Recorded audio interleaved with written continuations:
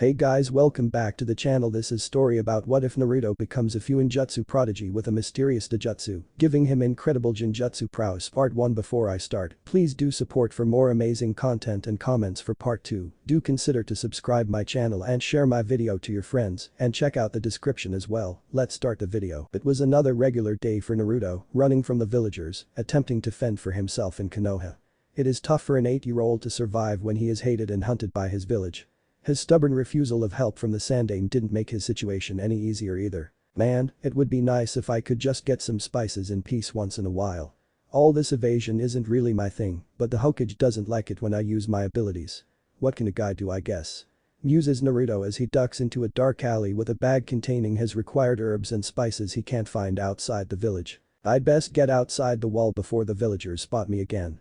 And with that, the young boy took off for the wall, eager to get back to his cave outside the confines of Konoha. Naruto Uzumaki was a self-proclaimed recluse. Upon discovering his resident within his mindscape when he was 6, he had brought it up with the Sandaime, Hiruzen. Flashback. Hiruzen was sitting in his office working on the bane of his existence when he heard a much-needed distraction in the form of a knock on his door. Enter. He replied, and to his surprise a young red-headed boy whom he knew very well entered his office. "What can I do for you today, Naruto? Have you been having trouble with the villagers?" "No, but I think I know why I have trouble with them now." Hokage Jiji. Caught off guard by this and hoping his suspicions were wrong, Hiruzen replied, "Oh, do tell." "Well, I had a dream last night, but it wasn't like a normal dream. It felt like I was trapped inside my own mind. After wandering around for a while I came across a large pit in a field. Contained in the pit was a big fox. He had 9 tails, and there was a tag with seal on the bars over top of the pit. I tried talking to the fox, but he simply glanced at me with one eye, then went back to sleep," explained the boy. "I see," the Hokage said, "it must be his mindscape and his first meeting with the Kyuubi. He is smart enough to figure this out on his own, so I should come clean about everything before he comes to any conclusions and decides he can't trust me." The Sandaime reasoned. "What you experienced was not a dream, I believe it was your mindscape. And the fox you encountered would be the Kyuubi no Kitsune. How much do you know about the events that happened 6 years ago, Naruto?" "Well, I know the Kyuubi attacked the village 6 years ago and the Yondaime sacrificed himself to defeat the beast. I know many people died that night," he replied. "You would be correct in saying that the Yondaime defeated the beast, but he did not kill it. The Kyuubi is a Bijuu, and a Bijuu cannot be killed. If they are killed they will disperse and reform in a few years to sow destruction in their feral state. The only way to safely suppress a Bijuu is to seal it inside a newborn whose chakra coils have not yet developed. On the night the Yondaime fought the Kyuubi, he and his wife, Kushina Uzumaki, sacrificed themselves to seal the beast inside their newborn son, Naruto Uzumaki." Hiruzen explained solemnly, hoping the boy wouldn't take this too hard. "Okay, so you mean to tell me that I have the Kyuubi sealed inside of me and that I am the illegitimate son of the Yondaime and the Red Death of Konoha? That is a lot to take in. Why wasn't I told earlier?" Naruto questioned. "A select few shinobi councilmen and myself decided that it would not be safe to tell you of your lineage due to the Yondaime's enemies he made during the Third Great War. As such we were going to wait until you either turned 16 or became a chunin to tell you of your lineage and inheritance," the Hokage explained. "Since you know everything now, I must ask that you do not spread this information lightly. It could put you in great danger if word spread outside the village walls. If you could find it within you to forgive me for deceiving you these past 6 years, I would like to offer you the keys to the Namikaze estate and everything that your parents left for you. But Hokage Jiji, if I were to move into the estate wouldn't it create issues within the village? It would be safer if I continued on as is. I will take my rightful inheritance when I can better protect myself. I will take any scrolls they left me however, as I can maybe learn something from them," the boy replied. "Did I just hear what I think I heard come out of a 6-year-old? His reasoning and deduction skills are incredible. As you wish, Naruto, I will retrieve the scrolls and bring them to you at your cave. Speaking of which, do you still insist on living in that cave? It is harder to keep an eye on you and react appropriately if something happens when you are outside the walls," Hiruzen said. "You always have an Anbu watching me anyways, and the villagers don't see me as much when I keep to myself outside the walls anyways, so it causes less problems for everyone. Plus, I like the peace and quiet of my cave, and my eyes don't play tricks of people I don't want them to out there," he explained. "As you wish, Naruto, I will see you tonight with your scrolls. Do you think you could prepare a stew for us? I always have liked your cooking," Hiruzen requested. I wouldn't mind the company. See you tonight, Hokage Jiji," the boy replied and swiftly left the office, heading for the secret tunnel under the wall to his cave. I always forget how powerful his eyes are. I wonder if he will be able to enroll in the academy or not. Hiruzen mused while he searched his safe for the scrolls. Flashback end. It had been 2 years since Naruto had learned of his tenant and his lineage. Since then he has spent most of his time studying the many scrolls his parents had left him. He still hasn't found any scrolls explaining his eyes, however. His eyes are a bright yellow, with 4 tomo around the pupil, which was a slit instead of a circle. He can't turn them off, like the similar in appearance Sharingan. His dark red hair accompanying his eerie eyes were off-putting for most people he met, and if that didn't do it, his status as the Kyuubi Jinchuriki did. With his eyes he is able to cast powerful Genjutsu without hand signs, simply by imagining the scenario and making eye contact with his target. This is the main reason he chooses to live in a cave outside the village, because he lost control one time and the victim committed suicide from the fear induced by the Genjutsu. It was a genin that was chasing him through the village on his birthday, throwing rocks at him. Naruto didn't mean to cast an illusion on him, but he was so emotionally distraught he couldn't help it. The Hokage found him in a cave a couple days later, and ever since Naruto has refused to live in the village until he can control his eyes. So for the past 2 years, Naruto has been studying his inheritance from his parents, learning what he can, and waiting until he hears from the Sandaime if he can attend the academy like a normal kid. Deeply immersed in his scrolls, he didn't hear the footsteps echoing from the entrance of his cave. "Hello Naruto, reading anything interesting?" Hiruzen asked with an amused expression on his face. Naruto jumped in the air with a screech. "What the hell Hokage Jiji, don't sneak up on me like that," he yelled in shock. "What do you mean sneak up on you? I knocked on the cave wall and announced my arrival." Hiruzen replied, clearly enjoying the fact that he could still sometimes surprise his favorite pseudo-grandson. "Oh, well I was rather into this scroll. It explains how to do Fuinjutsu without ink and paper. You just do some hand signs and write the seal in the air with your fingers. Then you apply your hand to the intended target area. Cool huh? I can already do the exploding seal. Wanna see?" he exclaimed excitedly. Whoa, let's not blow ourselves up in your cave alright. Show me outside." Hiruzen replied with an eye smile. "This is quite the technique if it works like I think it works. Nobody but Kushina and Jiraiya knew how to do it. I'm sure this boy will be a Fuinjutsu master when he is older." Hiruzen mused as he walked beside the young boy. "Okay, check this out." Naruto yelled as he did 3 quick hand signs, then wiggled his fingers on his left hand around before jabbing a tree trunk. When he jumped away you could see the inner circle of the seal count down from 3 before it exploded, demolishing the tree. "Whoa, that was larger than I meant for it to be, whoops," Naruto said sheepishly. "That is a very impressive technique Naruto. I don't think I know anyone aside from your Kasan and Jiraiya that can do Fuinjutsu like that. You're a natural. Now don't you want to know why I came to visit you today?" Hiruzen asked. "Oh yeah, let's go back inside and we can chat," the boy exclaimed before leading the Hokage back inside by his sleeve. "Alright Hokage Jiji, what did you want to talk about?" Naruto asked. "Well, remember when you asked me about whether or not you could enroll in the academy? The council has came to a decision and because you do not have control over your eyes, they have voted that you should not enroll in the academy. Before you get upset, I have decided on a secondary course of action that will ensure you can get the training you require. I have assigned our Genjutsu specialist to train you herself until such time as you gain control over your eyes, and then we will look at either enrolling you in the academy or having you challenge the graduation exams and becoming a genin that way. How does that sound?" Hiruzen explained. "Wait, you really mean it? You found someone willing to train me? Do they want to train me? I don't want to be a burden to anyone.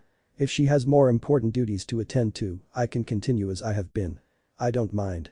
Naruto replied with a slightly dejected and lonely look in his eyes. "Why don't you ask her yourself if she wants to train you? Kurenai, come in here would you?" Hiruzen said. After that, Kurenai Yuhi walked into the cave and sat down across the fire cooking pot on a wooden tree bench. "Yes Hokage-sama, is this the young boy you were telling me about?" she asked. "Yes this is Naruto Uzumaki, Naruto, this is Kurenai. When I told her about your eyes she expressed great interest in wanting to work with you.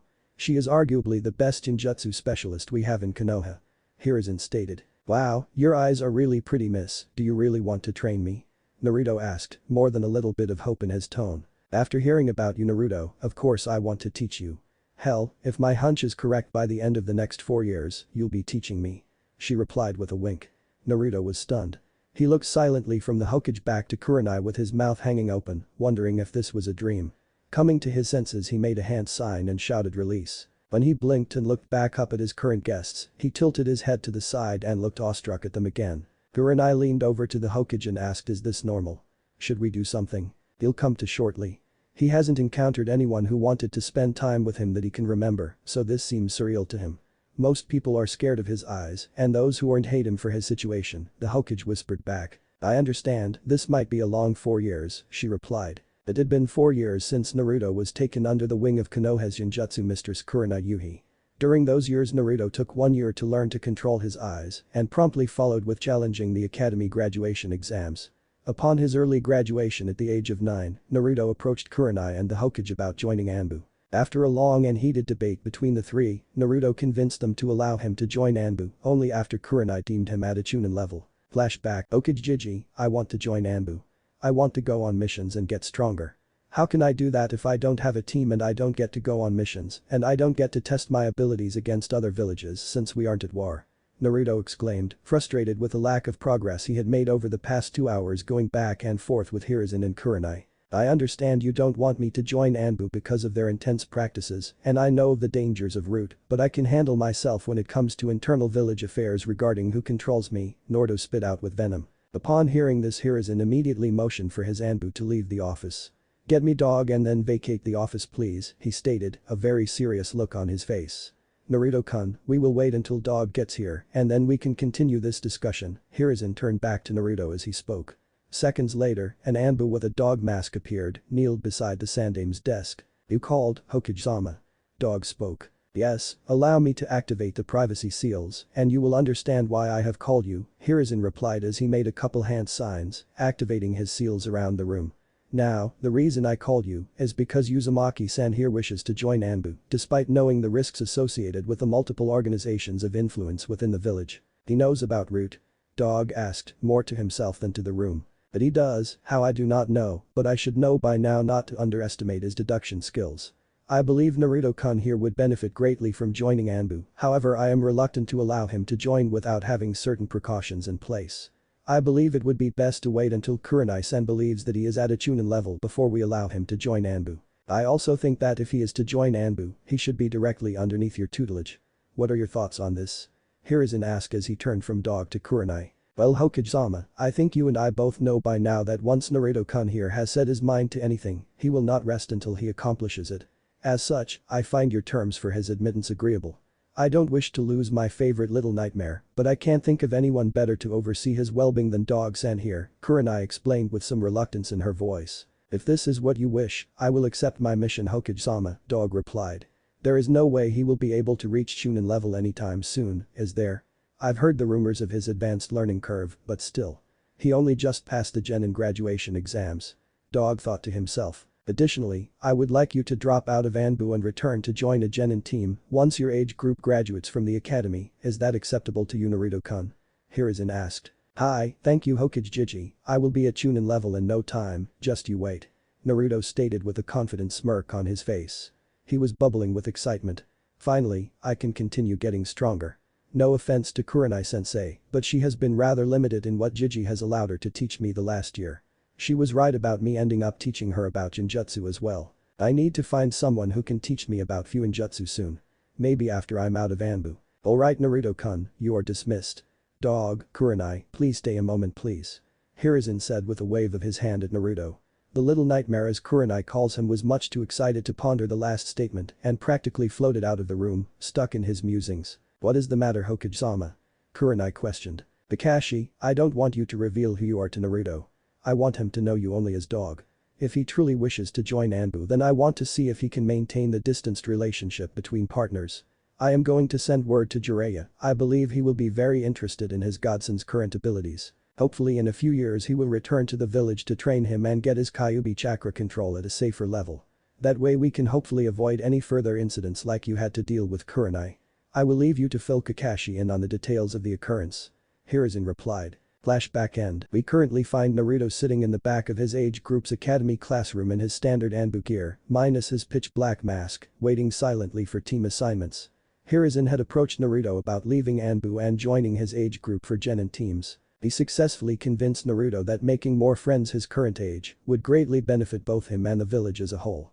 Sitting beside his only friend in the room, the Hyuga heiress, Naruto patiently awaited the instructor's entrance while ignoring the looks of inquisition he was receiving from the rest of the classroom. The boy with red marks on his cheeks and a puppy sitting on his head finally got fed up with the mysterious stranger sitting beside his crush and decided to approach.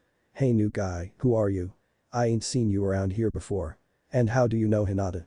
She doesn't seem like the kind of person to hang around goons like you," he jabbed. Naruto opened one of his eyes, not missing the look of surprise on the Inuzuka's face, and settled his stare on the boy. After successfully making the boy uncomfortable with his silent one-eyed stare, Naruto calmly replied, "I am one of the people to be teamed with this age group.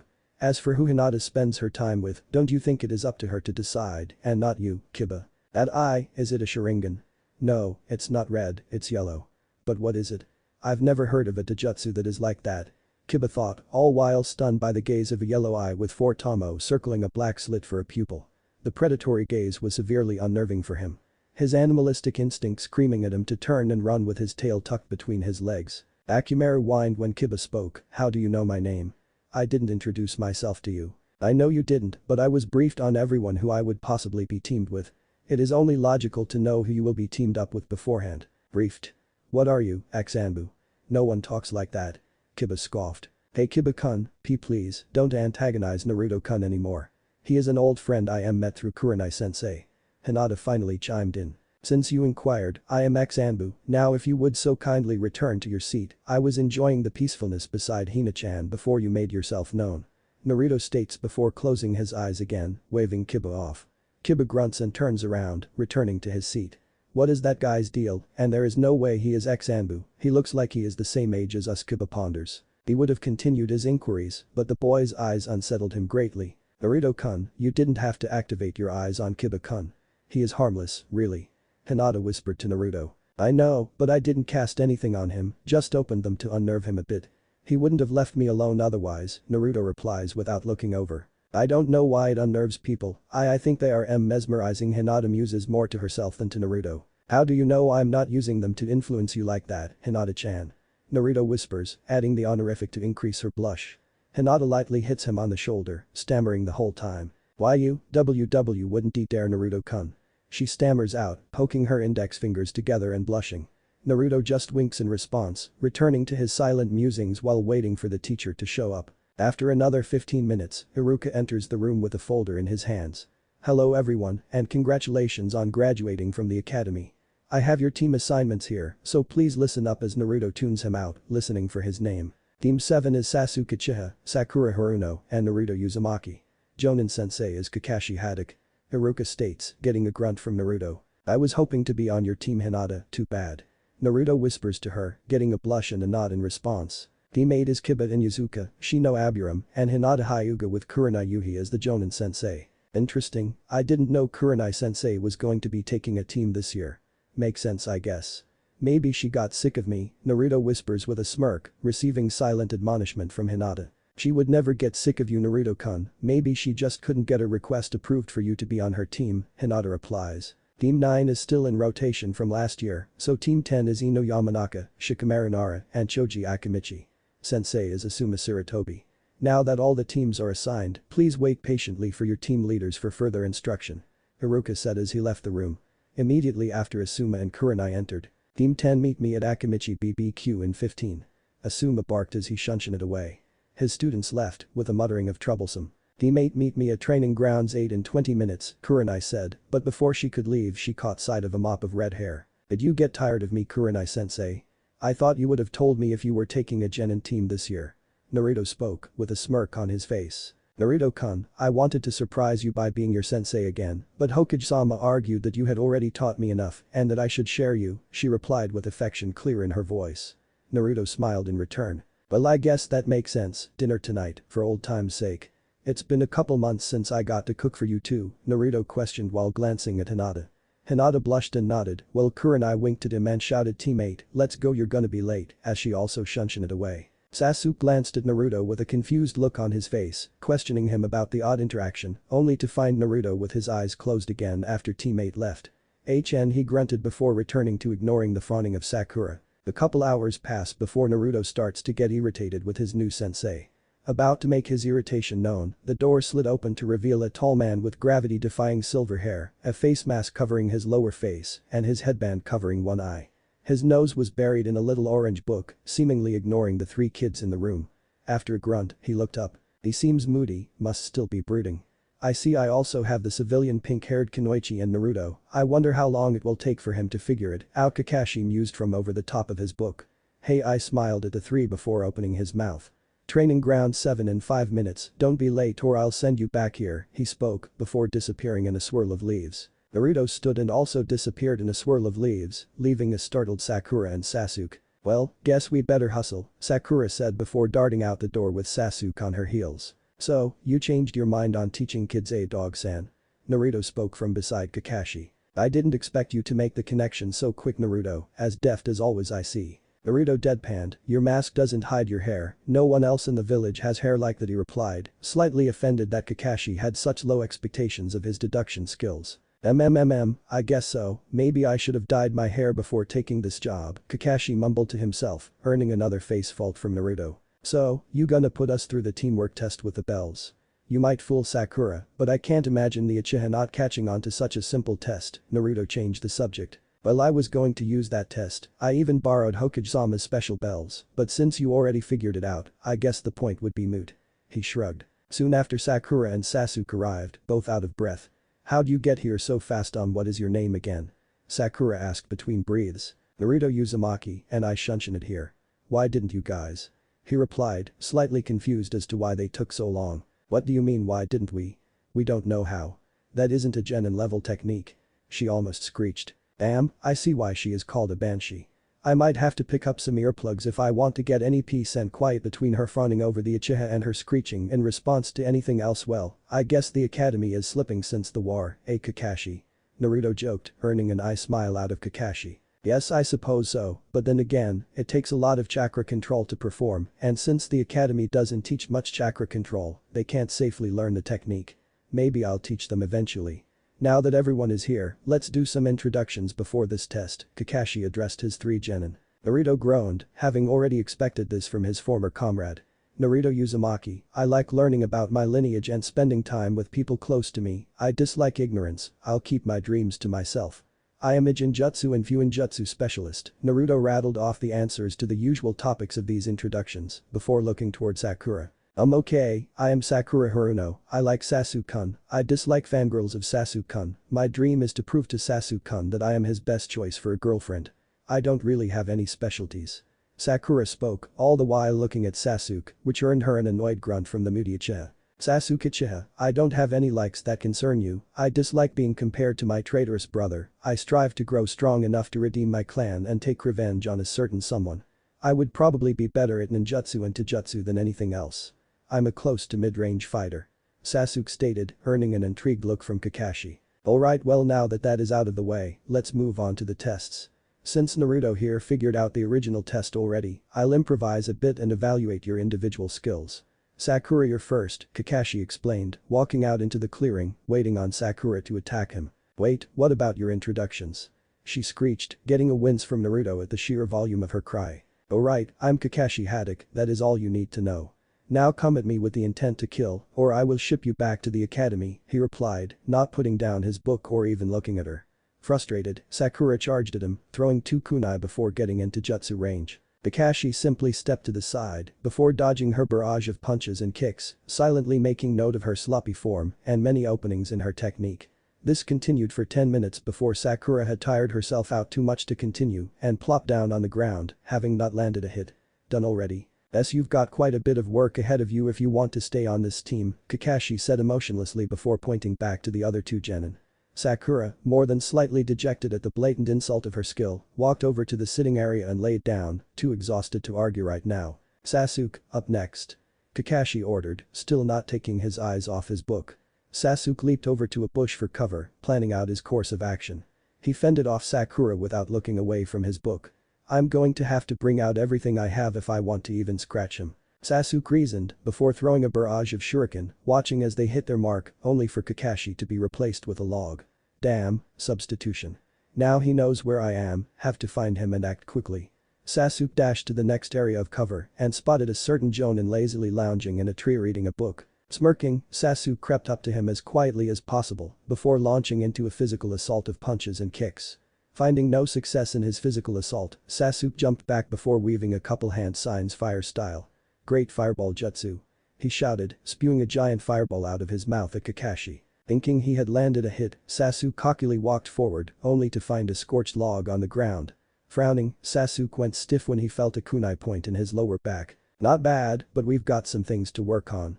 Now let's get back to the others, Kakashi spoke, before disappearing from the forest. When Sasuke returned to the group and dropped down, tired from his test, Kakashi spoke. Alright, I think I have a gauge on your abilities. We will meet back here tomorrow at 8 AM for training and possibly a mission if things go well. Dismissed. Before he could shun away, Sakura spoke up. Wait, what about Naruto? You didn't test him. How do we know he isn't useless? I don't need to test Naruto, he was my partner in Anbu, and I don't feel like having nightmares for a week simply for a spar, or losing function of my limbs for that matter.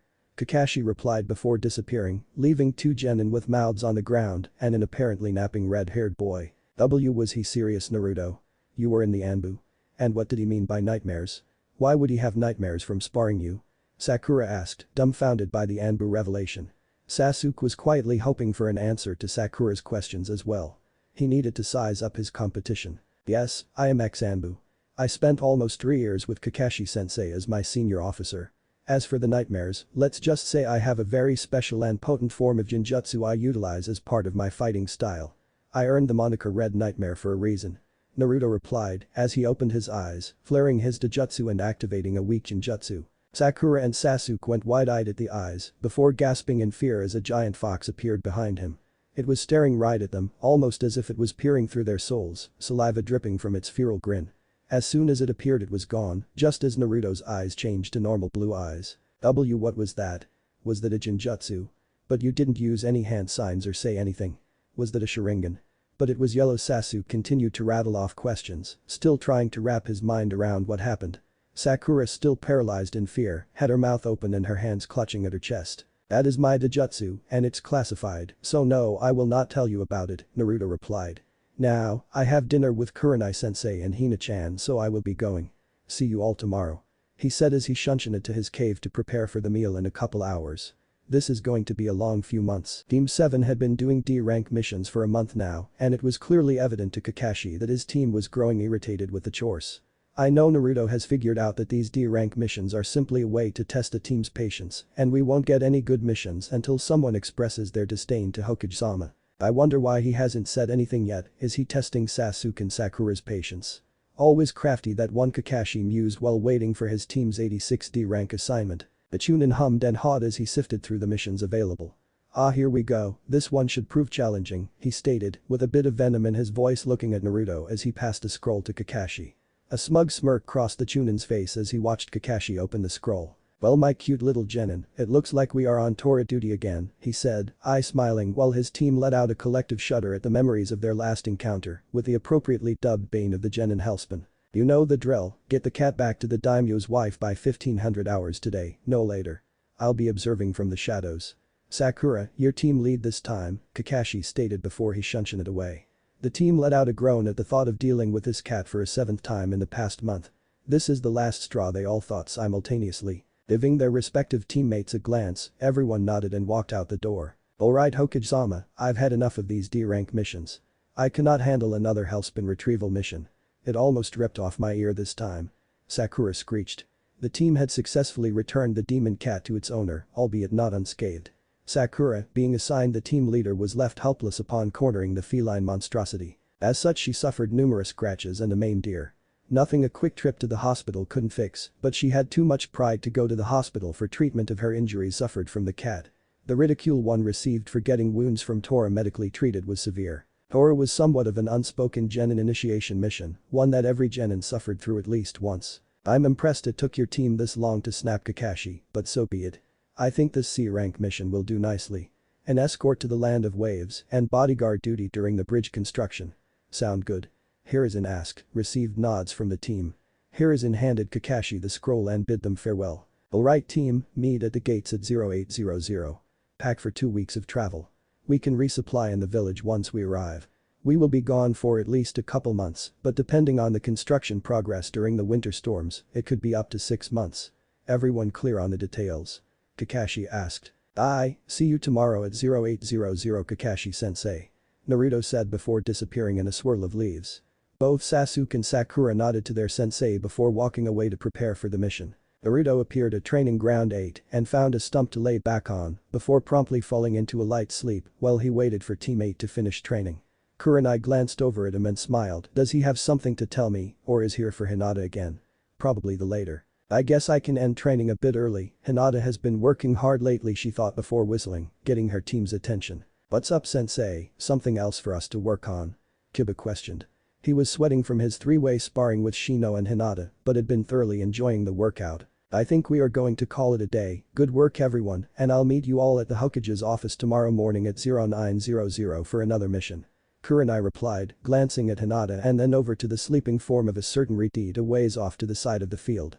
Hinata blushed and nodded, which wasn't missed by Kiba. I know I have no chance by no Hinata, but is that guy really who you want to spend your time with? He could hurt you. He's dangerous. Kiba reasoned.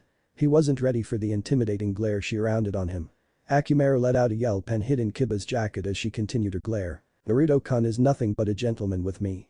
I trust him entirely and we have known each other for years. He makes me happy and I will continue to spend my time with him. Is that a problem, Kiba-kun? Hinata dragged his name out while smiling all too sweetly, causing the boy to sweat. Shit, guess I should know by now to tread carefully when it concerns the Uzumaki boy. I apologize, Hinata, I guess I don't know him like you do, Kiba replied before walking off, probably back to his compound. When did she get so scary? I see you're putting a womanly spin on the intimidation techniques Naruto has been teaching you, Hinata, Kurenai commented with a smile.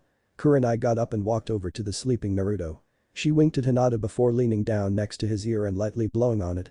Naruto jolted upright, a kunai prepped in his right hand and an incapacitation Fuinjutsu prepped in his left. Well, I didn't know you were into things like that, Naruto. I'm sure if you just ask Hinata she would comply, Kurenai replied with a wink. Hinata stammered profusely, her face turning the color of his hair. Naruto responded with an appropriate amount of stammering himself. Somehow Kurenai always managed to catch him off guard with these underhanded tactics. Now, who were you looking for? Myself or Hinata? She questioned. As she caught his glance over to Hinata she took her K, smiled and disappeared in a swirl of leaves. Hey Naruto-kun, did you have something you wanted to talk about? Hinata asked, failing to completely quell her stuttering due to Kurenai's antics. Hinata had made significant progress in her confidence since she started spending time with Kurenai and Naruto. Something about being around Naruto and the silent support she received from Kurenai helped her confidence greatly. After being practically disowned by her father, who now spent all his time on her younger sister Hanabi, Hinata had been very secluded and reserved. Kurenai took it upon herself to take her under her wing.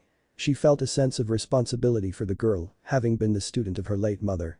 Kurenai would swing by the academy and drag Hinata along to Naruto's place to take part in their training, or simply to hang out. She felt safe in the presence of the self-exiled Redeed. His aura was warm and inviting, a foreign feeling in the Hyuga compound. Oh yeah. My team got assigned a C-rank mission and we leave tomorrow. We could be gone for a few months, so I wanted to cook for you tonight before I leave. If it's okay with you? He asked, crossing his fingers behind his back. Why am I nervous asking her this? It isn't like I haven't cooked for her before. We've done this hundreds of times. Naruto was forced out of his thoughts when he heard a soft voice. Oh, of course I will join you tonight, Naruto-kun. Let's head into the village to get some ingredients before we head outside the wall. And since you're leaving, I am going to cook for you tonight. No buts. She insisted with a smile as she almost skipped towards the village. A soft smile graced his face as he stuffed his hands in his pockets and turned to follow after her. As they walked through the village, Naruto listened to Hinata cheerfully talk about her last few missions with a content smile on his face.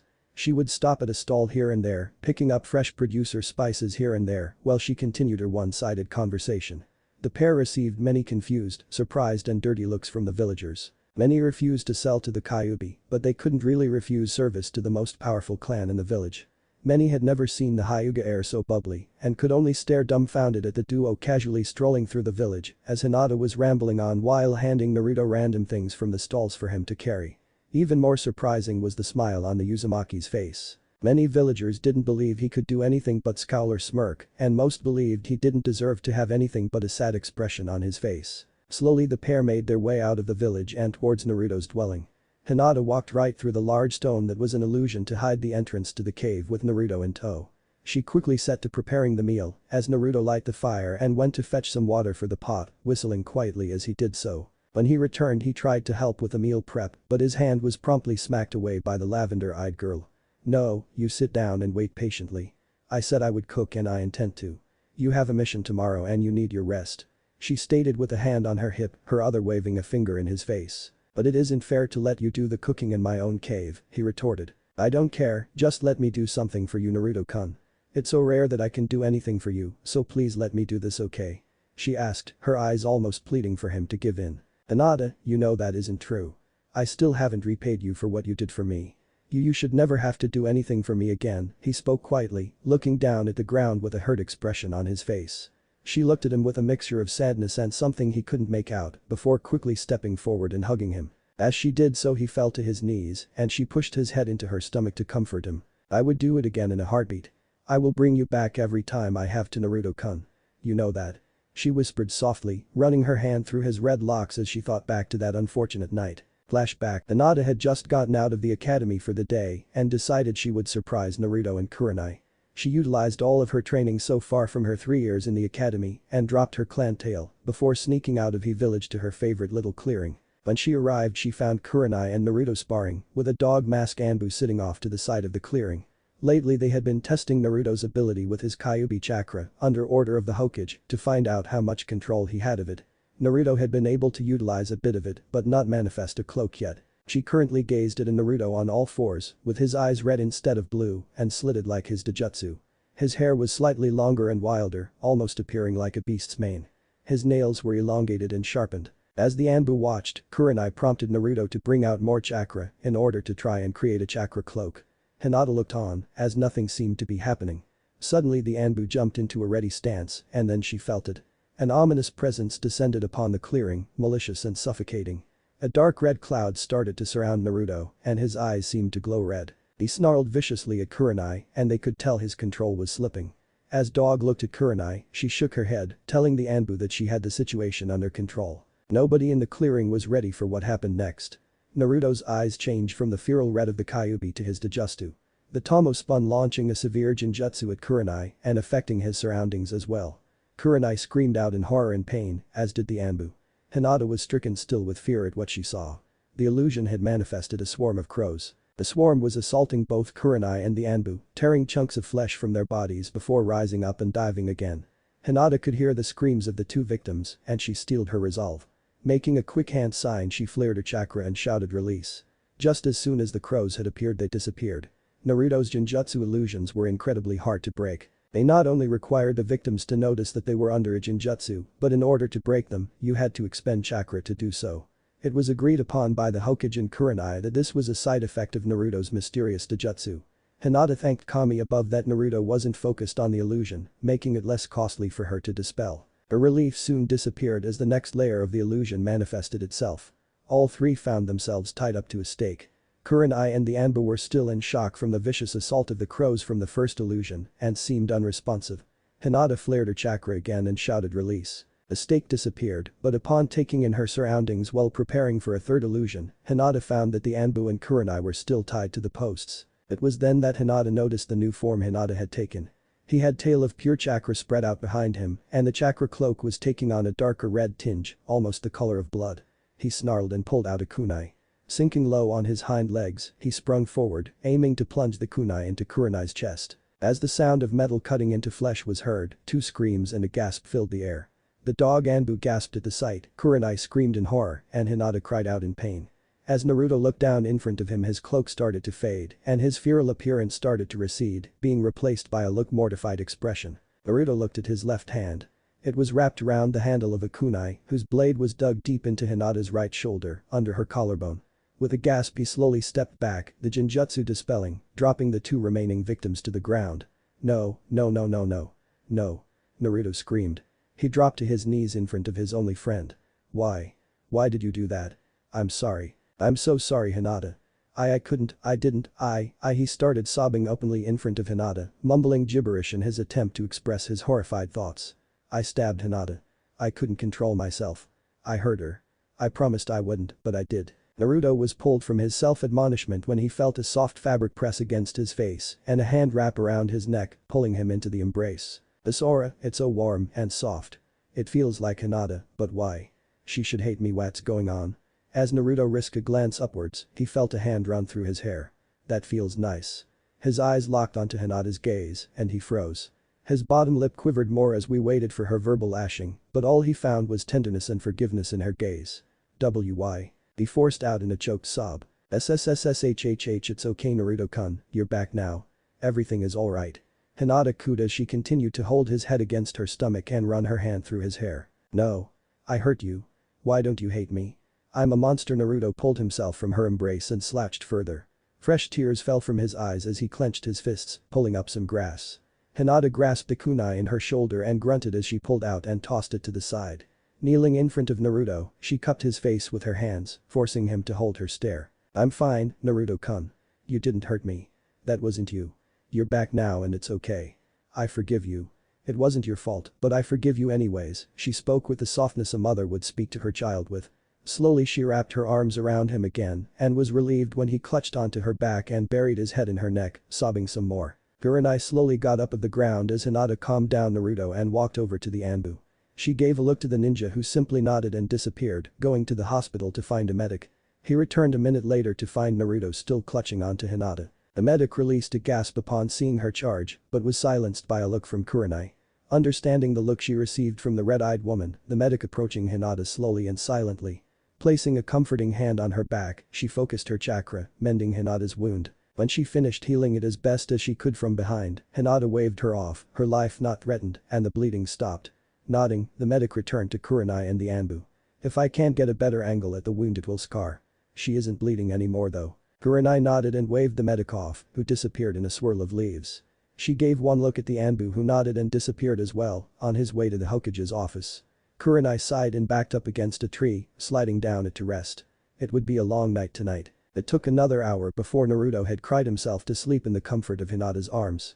Hinata herself had fallen asleep, the stress of the situation draining her.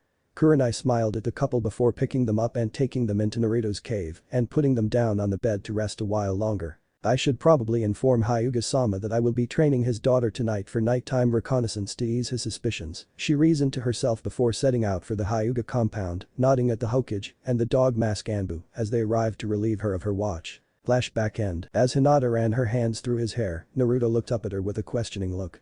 How can you forgive me so easily? I hurt you so badly. It left a scar, I can't be forgiven for almost killing you.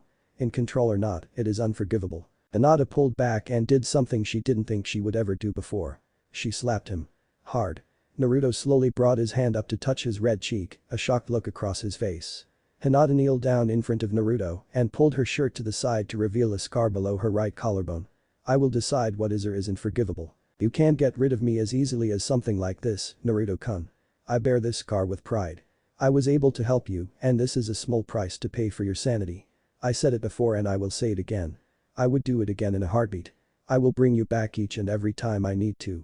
I will not lose you to the burden you carry for this village, she stated with conviction. The fierceness of her gaze kept Naruto locked on her lavender orbs. Emboldened by her recent outburst, she cupped his cheek opposite the bright red mark, leaned forward and placed a gentle kiss on the mark. Now sit down by the fire, shut up and let me cook for you, understood? Hinata said, standing up and placing her hands on her hips. Still fixed under the fierce look she had, Naruto simply nodded and moved to sit by the fire. As she returned to preparing their meal, she sent one last remark over her shoulder to try and pull him out of his funk. You know, you might be the most stubborn person I know. She commented with a smirk on her face. Naruto simply glanced up at her, and slowly she watched the smirk she loved so much grace his face again. That is what I want to see, my little nightmare, Hinata said, using Kurenai's pet name for him. Satisfied with the playful pout she got, she returned to her cooking with a blissful smile on her face. The rest of the evening went by as usual. Hinata and Naruto traded small talk about their missions, shared in the horror of reminiscing about Tora, and simply enjoyed each other's company. The little cave never felt more like a home than it did tonight. As Hinata was leaving for the night, she stopped at the entrance and tugged on Naruto's wrist, pulling him closer. She fixed her gaze on him once more and spoke in a soft but demanding tone, you better come back to me from this mission, you hear? You owe me a cinnamon bun when you get back. Naruto looked at her with slight confusion in his eyes. When did this happen? I don't remember losing a bet. I decided that I want you to take me out and buy me a cinnamon bun when you get back. It is the least you can do after leaving for so long, she replied, a playful smirk crossing her face. Before letting him reply, she reaching up on her toes and planted a chaste kiss on his cheek before turning on her heels and walking away. Just before she would pass into the forest and out of sight of the cave, she stopped and looked back. Locking eyes with the red deed leaning against the cave wall, she smiled softly at him one last time and mouthed a sweet dreams before making her way back to the village. As Tazuna approached the gate with his protection detail's leader, he couldn't help but feel nervous. Reaching the gate, his nerves seemed to be confirmed upon seeing 3 kids still wet behind their ears waiting on him. First was a pink-haired girl in a short red kimono. She seemed to fawn over one of her teammates constantly. That doesn't seem promising. A fangirl instead of a ninja, just my luck, the old drunk thought. Taking a swig of his sake bottle, he glanced at the second member. He had black spiky hair and a constant scowl fixed to his face. He was wearing a blue shirt and white shorts. Doesn't seem like anything special. Certainly seems to brood a lot. Hope he can focus when the time comes. Despite the old bridge builder's outward appearance and constant drinking, he fancied himself to be rather insightful, even when on the bottle. This third member seems interesting, at least Azuna thought as he scanned the third and final member of the team. He had wild dark red hair swept back and held with his headband. His outfit was a typical Anbu outfit, black sleeveless undershirt with a grey combat vest over top, black pants and black sandals. He wore grey bracers on his forearms and had the Anbu tattoo on his left shoulder. The boy was leaning against the gate with his eyes closed and a smirk fixed on his face. I'm assuming that this kid is ex-Anbu, judging by his Jedapan tattoo, at least one of these genin has wiped the milk off their lips. Let's make haste. That bridge ain't gonna build itself, Tazuna spoke before making his way out of the village. Hey. What do you mean? Sakura screeched before a hand on her shoulder stopped her. Looking over, she seen Naruto holding her from continuing her rampage. Don't yell at the client, he can think what he wants. Prove him wrong with performing your mission, yeah? Naruto spoke before stuffing his hands in his pockets, closing his eyes and following behind Tazuna. Sparing a glance over his shoulder at his teammates, he called out, "Oi, you two coming or not?" Sasuke and Sakura jolted and hurried to catch up to Kakashi, Tazuna and Naruto. This was going to be a long mission with the company of Naruto and Kakashi. Team 7 had been traveling for 2 days in relative silence. Whenever Sakura would try and break the silence by cuddling up to Sasuke, he would grunt and move away, seemingly content with the way things had been going. Man, why did I get stuck with 3 silent people for my team? I haven't had a decent conversation in days, Sakura lamented. Suddenly she felt the atmosphere shift slightly and noticed Naruto was walking slightly more alert than he had been for the previous part of their journey. Wondering what was going on, she glanced at Kakashi and Sasuke, finding Sasuke still the same as ever and Kakashi still with his nose stuffed into his orange book. Wonder what is on Naruto's mind, she pondered. Just as she finished her thought, 2 people jumped from a puddle and wrapped Kakashi in a bladed chain, shredding him to pieces. Sakura screamed in fright as Sasuke jumped in front of Tazuna. Glancing over at Naruto, she noticed his eyes open and his Doujutsu active. Time seemed to slow down as Sakura looked back at her 2 attackers. What she witnessed next shocked her. One of the demon brothers stood frozen as the other raised his chain arm up. With a flick of his wrist, the chain wrapped around his brother. "Ha! Gotcha now, filthy genin," he yelled, and with a powerful yank of his arm, he shredded his brother to pieces. Be brother. What happened? As the remaining demon brother turned to look at the gathering of ninja, Naruto dashed forward with his hand pulled back and a seal matrix swirling around his fingers. Naruto appeared in front of the missing nin's face and locked eyes. As his Tomo swirled, he shoved his hand forward, applying the sealing matrix to his torso. Sakura watched, mouth open and surprisingly at a loss for words as Naruto turned around, deactivating his Doujutsu. She spared a glance back at the remaining enemy and watched as the sealing matrix applied to his chest spread across his body, immobilizing him and knocking him out. "Boy, everyone alright?" Naruto asked, bringing Sakura out of her stupor. Well, good job my cute little genin. Excellent reaction time, Naruto. Now Tazuna, I think we need to have a little chat. Those are 2 rank missing nin from Kiri. Why would they be targeting you?" Kakashi asked as he turned to a profusely sweating Tazuna. "I'll be taking my team back to Konoha. You may accompany us if you wish and have the mission parameters changed appropriately." "Wait, you don't understand the situation. I'll tell you everything, just listen please," Tazuna pleaded, earning a nod from Kakashi before he spilled the beans. "I see. That is indeed a dire situation, however the fact still remains that we were hired for a C-rank escort mission, and this is at least in a rank mission considering the political repercussions of failure. I will leave it up to my team to decide if we head back to Konoha or continue the mission," Kakashi spoke as he glanced at his team. "I think we should help, we can't abandon the citizens being encroached on by Geto," Sakura said, with a hint of a waver in her voice. "I don't care either way, but I see the merit in completing the mission. It would be good for the village," Sasuke chimed in. I think completing this mission would be in the best interests of our village as well," Naruto spoke, making the decision unanimous. "Very well, you can thank my team for having the compassion I lack, Tazuna." But understand, from here on out, we play by my rules, Kakashi threatened. Tazuna simply nodded and gulped before taking a nervous swig of his sake. Naruto up front, eyes open. Sakura to the right, Sasuke the left. I'll take the rear. We move silently and swiftly until we reach our destination. Seal the demon brothers and let's go, Kakashi barked. Shadow clone jutsu. Naruto said, as 4 clones appeared. You guys spread out and scout ahead in a fan formation, anything suspicious and you dispel, got it?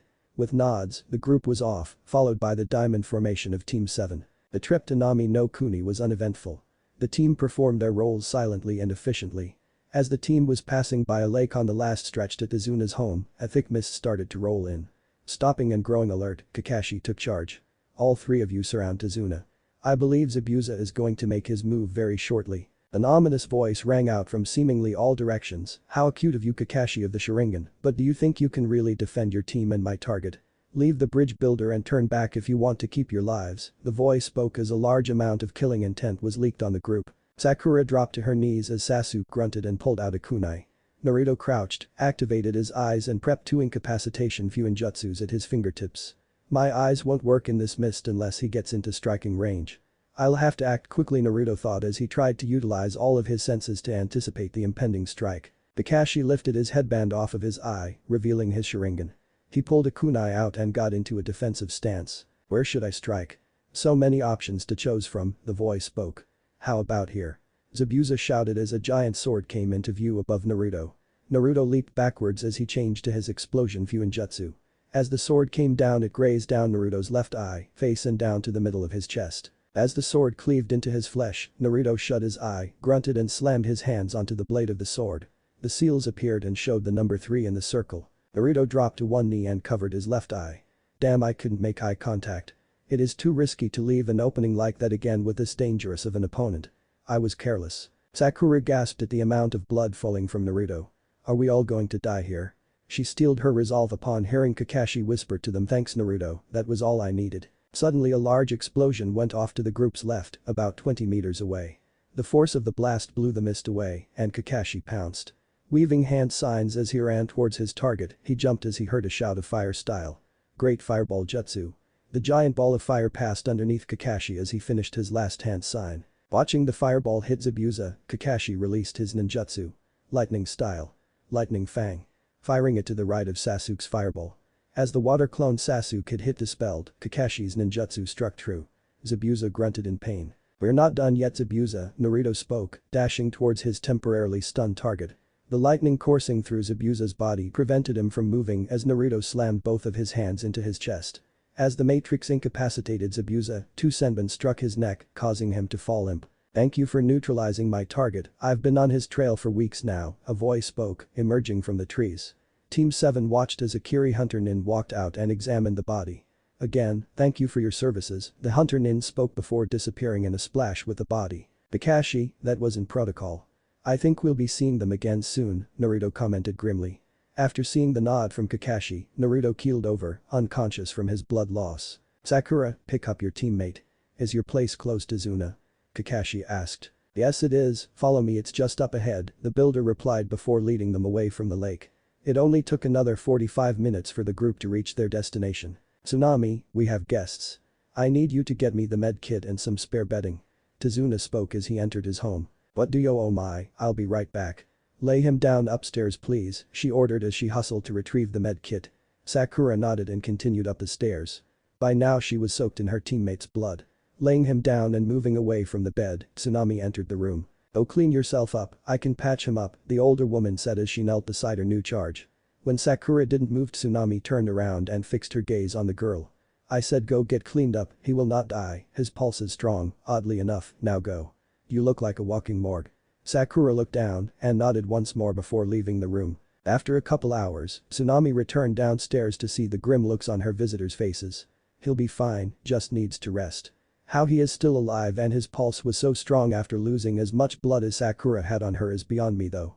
You ninja are something else, she said, addressing the apprehensive looks as she moved to retrieve a cup of coffee. So, care to introduce me to our visitors? Ah yes, this is Team 7 from Konoha, they are the ninja who have saved my life twice already. Kakashi, Sakura, and Sasuke. Naruto is the boy upstairs. They will be staying here until the bridge is done, Tazuna motioned to the corresponding people as he introduced them. I see, you have my thanks for saving my grandfather's life twice. If you need anything don't hesitate to ask. I know a decent amount of first aid, since the town doctors have been removed by Gato's thugs, I had no choice but to learn for my family, Tsunami smiled. With a bow she turned to the fridge. Now allow me to make you all dinner, I'm sure you're hungry after your journey. The morning after reaching Tazuna's house, Kakashi set out a routine. Each day Sakura and Sasuke would swap between guarding the bridge and Tazuna or training with Kakashi.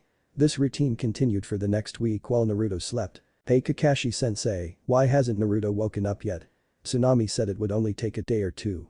Was he like this with recovery in Anbu? Sakura asked while sitting down for a lunch break. No, this is unlike him, in Anbu his recovery speeds were unmatched, I don't know what is going on. All we can do is wait, he is stable, so he might have some internal issues hindering him. Kakashi cryptically explained. He is probably dealing with the Kyuubi, but I can't let Sakura know that. Naruto's mindscape. Naruto woke up laying back against a tree on the edge of the field. Groggily wiping his eyes of the residue left from his extended sleep, he slowly rose and took in his surroundings. The breeze was blowing, however the normally blue sky was replaced with gray swirling clouds. The air was thick with latent energy, and Naruto knew a storm was coming. With a sigh he stretched lazily before sauntering over to the large pit in the middle of the field. I thought you didn't like it when it rained, Kyuubi. Why are you keeping me in here long enough to cause a storm? Naruto questioned, staring down into the pit. The massive fox stared back at him with one glowing red eye silently. With another sigh, Naruto climbed out onto the middle of the cage and sat down, dangling his legs into the cage with the seal tag right in front of him. You know, you still haven't told me your name. Why not? It must get lonely in here. The large fox closed his eye and let out a puff of air from his mouth. Still refusing to acknowledge the presence of his jailer. Well, since I am stuck here and it doesn't look like you will let me return anytime soon, I might as well entertain you with a story. When I was younger, Naruto started to ramble on. He waved his arms in the air throughout his story, attempting to add some flair to it. His signature smirk crossed his face when he caught the fox stand up. Pausing his story, he looked down through the bars, seeing his feet mere inches away from the Kyuubi's nose. Why do you insist on aggravating me with that same damn story every time you are here? All you do is go to Ichiraku's and spill ramen on AM. For the love of Kami, it is a boring ass story. Stop telling it. The fox growled out. To further show his disdain for the mundane story he has heard at least 10 times, he plastered a feral snarl onto his face. To the fox's surprise, the boy smiled. Not one of his patented smirks, but a genuine smile. I didn't think you listened to my stories, I'm glad you care so much. Now it's your turn, tell me a story, the boy requested. I am not a scribe or a bard. I will do no such thing. Leave me be. What is your name? If you won't tell me a story, at least tell me your name. What good would my name do you? What use does a jailer have for the name of his prisoner? I always like to know the names of my friends. I have so few, and you've been with me the longest. Why wouldn't I want to know your name? The look of shock crossed the fox's face. Friend. I've never been considered a friend before. And why would this boy consider me of all things a friend? As the fox dwelled on the mixture of feelings so foreign to him, he didn't notice the boy picking at the seal tag on his cage. It didn't escape Naruto's notice that the looming storm clouds had started to disperse, allowing several pillars of light to grace the clearing. With a smirk on his face, he continued picking at the seal, waiting on his answer. Kurama. Nice to meet you, Kurama, I am Naruto Uzumaki, he replied. His smirk turned into a smile as he yanked on the tag, letting it fall into the pit and onto Kurama's nose. Call it a gut feeling, but I think things will go much smoother like this. As Kurama turned his shocked expression up towards the boy, Naruto started to fade away. I'm trusting you. Don't make me regret it. Hinata forgave me, so don't give her a reason to take that back, and without a sound, Naruto faded from his mindscape. Very well, Naruto. Kurama thought to himself as he settled back into his pit and fell asleep. Azuna's home. As Naruto stirred himself awake, he found his sight was off. Confused by the weird sensation, he opened his right eye. Yep, that one works as intended. Closing his right eye and opening his left eye, he found nothing but darkness. That is odd. Bringing a hand to his left eye, he felt bandages. Tugging on them slightly, his vision showed cracks of light. Phew, didn't want to be blind in one eye. That would have all sorts of problems. I'd end up looking like Kakashi-sensei. With a shudder, Naruto ascended to a sitting position. Unraveling his bandages on his face so he could see, he took in his surroundings. He was currently in a foreign room on a bed. Looking out the window, he could see the sea, which confused him. I don't remember being by a sea. The last thing I remember is Abusa shit. Slowly standing up, he found himself dressed only in a pair of gray sweatpants. Hope I didn't get taken advantage of while I was out. Oh well. Naruto shrugged. The less he knew about something like that happening, the better. Slowly making his way out of the room and down the stairs, he found the house to be vacant. With a sigh he walked outside and down to the water's edge.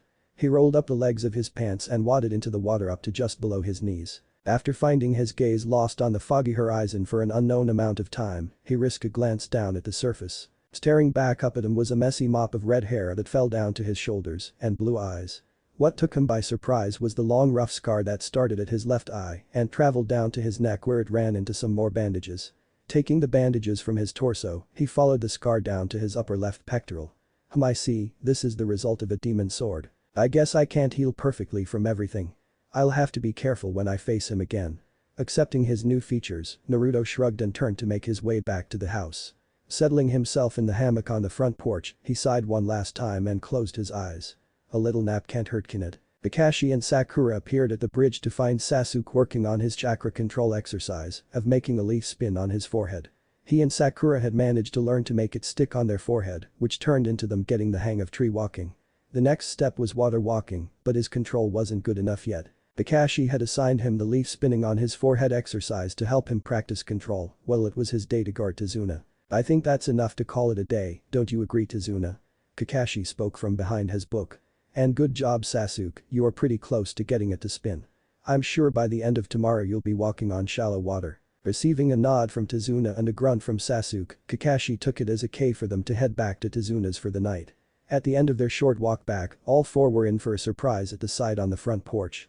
Sitting in a chair smiling and knitting was Tsunami. Beside her was a familiar body lounging in a hammock. He had his hands behind his head casually, his eyes closed and his ever-present smirk gracing his lips. Kakashi smiled as Sakura and Sasuke quickened their pace slightly to greet their teammate. Sasuke arrived first and walked over to the boy. Gave us quite the scare for a bit there. You were stable and seemed healthy but weren't waking up. Yeah, I figured you guys could use a head start in training while we wait on the bridge to be built, came the redhead's snarky reply. Sasuke scoffed to mask his chuckle. With a wave he turned to go inside. As Sakura walked up she gasped. Naruto noticed her eyes lingering on the new scar he was sporting and waved her off. It's nothing. My fault really for leaving an opening as bait. I should leave that part out when I tell Kurenai-sensei and Hinata-chan, though. Naruto trailed off, a cold shiver running through his body. Yeah, I'm gonna leave that part out. Well, it's about time you decided to wake up and quit being a lazy ass. You're on guard shift tomorrow now, Sakura retorted before following Sasuke inside. Tsunami frowned at the conversation. I'm sorry, I could stitch you up better so the scar wasn't there. She spoke more under her breath than anything. Hey, don't worry about it. I doubt even the most experienced doctors could stop this from scarring. A demon sword has certain effects to its wounds. Naruto replied. You did a great job, as I am still breathing. Thank you, really. Tsunami simply nodded and went back to her menial task. As Kakashi walked up he shared a knowing look with Naruto. The boy just nodded in reply lightly, giving Kakashi all the answers he needed. 2 months passed without incident. Team 7 integrated Naruto into the rotation and manipulated it a bit to allow Sasuke and Sakura to get more training in, seeing as Naruto did not gain as much from Kakashi as they did. Currently Naruto is on guard duty, while Sasuke is training on his own and Sakura is working with Kakashi. Tazuna estimated another month to complete the bridge, which would put them at another 5 weeks to get back to Konoha if no unforeseen circumstances arose. Eating at the back of Naruto's and Kakashi's minds, however, was the hunter nin that took Zabuza away. The gut feeling told the ex-Anbu pair that they would be seeing Zabuza and the hunter nin again before they left Nami no Kuni. As Sasuke was taking a break from his ninjutsu practice, he spotted a snake make its way out of the bushes. That is odd, I haven't seen a snake the whole time I have been in Nami no Kuni. Is it a trap? Growing weary of the snake, Sasuke continued his lunge but kept the snake in the corner of his eye. He was thoroughly caught off guard when the snake started to shift into the form of a man. Hello Sasuke-kun, you made it quite hard to find you, a slimy voice almost hissed at him. Jumping up and pulling a kunai out, Sasuke took a defensive stance before replying, who are you? And how do you know who I am? As he waited for an answer he surveyed the man in front of him. He had long straight black hair and a very white complexion. His eyes were accented by purple paint that ended near the end of his nose. He was dressed in an odd tan shirt that had the front and back extended down to his knees. By far the most peculiar thing about his appearance was the thick purple rope he used as a belt, which was tied in a very large bow at his back. Who I am isn't important right now, but what is important is that I can offer you power. A kind of power you won't find in Konoha.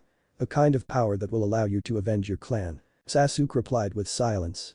Earning a smirk from the odd snake man. I see I have your attention. All I require from you right now is to accept my gift. When the time comes, you will be called upon to leave your village, the gift I will give you will guide you to me. Do you accept? Something told Sasuke that even if he refused, he would receive this gift anyways. Nodding slightly, he was shocked to see the man's neck elongate towards him at alarming speeds. Before Sasuke could react, the man had bitten him on his left shoulder, leaving a large sealing matrix, which almost immediately shrunk down to 3 tomo. Now if you survive tonight, you will be called upon soon. When that time comes, seek me out. The mark will guide you, the man said, before he slipped away into the trees. Sasuke didn't even pay attention to him leaving, the pain he was in was consuming all of his attention. He lay writhing on the ground in agony, the pain too much to allow him to even scream. The minutes ticked by agonizingly slow. Eventually the minutes turned to hours, and daylight turned into darkness. As the sun rose the next day, Sasuke felt the cooling sensation of relief spread across his body. He survived the first trial on his way to vengeance. Returning to the house in the morning, Sasuke received some worried looks from his team. I got caught up in my training and ended up passing out from exhaustion. Sorry. He replied with a wave, making his way upstairs for some much-needed rest. The rest of the room just shrugged, the boy had been pushing himself pretty hard the past couple months. He was striving to catch up to Naruto, and that was no easy feat. The last month of construction passed by quickly. As the bridge neared completion, Kakashi and Naruto found themselves growing more and more anxious. Zabuza had yet to make his move, and it was looking more and more like it was going to be a showdown on the final day of construction. As the final few days neared, Kakashi insisted everyone be present for guard duty each day. They needed to be at their best for when Zabuza and his accomplice showed. On the last day of construction, during the group's walk across the bridge to the end, Kakashi's suspicions were confirmed as a thick heavy mist rolled in. The ominous feeling lingering in the air was all too familiar for the group. Sakura, stay with Tazuna. Naruto and Sasuke, I want both of you to handle the accomplice, I will deal with Zabuza, Kakashi ordered, lifting his headband at the same time. Sakura nodded and took her position in front of Tazuna. Naruto activated his eyes and prepped his Fuinjutsu, while Sasuke readied a kunai. Remember team, we are to protect Tazuna, that is the mission. Do not get separated. This mist will easily disorientate you, Kakashi advised. You know how to keep your wits about you in my mist, Kakashi, sound advice indeed. Too bad it won't save your precious little genin from my protege. He will dismantle them. A familiar voice echoed from every direction at once. Haku, kill them all. I will handle the jonin. The blade materialized out of thin air as Kakashi raised his kunai to block. Naruto and Sasuke narrowed their eyes and strained their senses, waiting for their opponent. A mask materialized from the mist in between Naruto and Sasuke, the figure slashing at both of them with senbon. Sasuke blocked while Naruto ducked and shoved his hand forward towards his assailant's leg. Haku lifted his leg and kicked it towards Sasuke, hitting him in the stomach and pushing him back. You know, I didn't expect all of you to be on the bridge. I can't imagine Gato to be honorable enough to leave the builder's family alone, Zabuza taunted. Sharing a look, Sasuke dove into combat with Haku as Naruto disengaged. With a quick hand sign, Naruto shouted Shadow Clone Jutsu. 5 clones appeared in front of him. 2 of you protect Azuna, the other 3 get to the house now. Aye sir. They echoed before dashing away. Refocusing on his opponent, Naruto watched as Sasuke struggled against Haku. The kid was good, very good. He prepped his Fuinjutsu before dashing back into the fray. He couldn't cast Genjutsu effectively in the mist, so that left him with his Uzumaki inheritance. Welcome back, unfortunately you have returned at an inopportune time, for this is taking too long. I will end this now. Ice style. Demonic mirroring ice crystals. Haku shouted. With the end of his jutsu, a plethora of ice mirrors materialized from the mist and encased both Sasuke and Naruto in the dome. Haku entered the mirrors and was reflected upon each mirror in the dome. No one can escape my ultimate technique. I apologize, but I must kill you now. I will not fail Zabuza-sama. Haku began dashing from mirror to mirror, raining senbon down onto his victims. Sasuke and Naruto did the best they could to defend themselves, but the senbon seemed to come from all directions. Slowly but surely, the boys were becoming pincushions. We can't keep this up forever, do you have anything in your bag of tricks, Naruto? Sasuke asked. I can think of something, but I need a few minutes. Can you hold on solo for that long? Sasuke nodded and steeled his resolve. He watched as Naruto disappeared in a puff. Huh, shadow clone. Welp, here goes nothing. After the clone disappeared, Sasuke found himself being riddled with even more senbon than before. The absence of his teammate's clone is a shield, leaving more openings. Well, I have to try something. Fire style. Great fireball jutsu. Sasuke shouted, aiming his ninjutsu at one of the mirrors. It seemed to waver a bit. Maybe if I continue to hit it, and so Sasuke continued to rain fire down upon the single mirror, hoping it was doing something.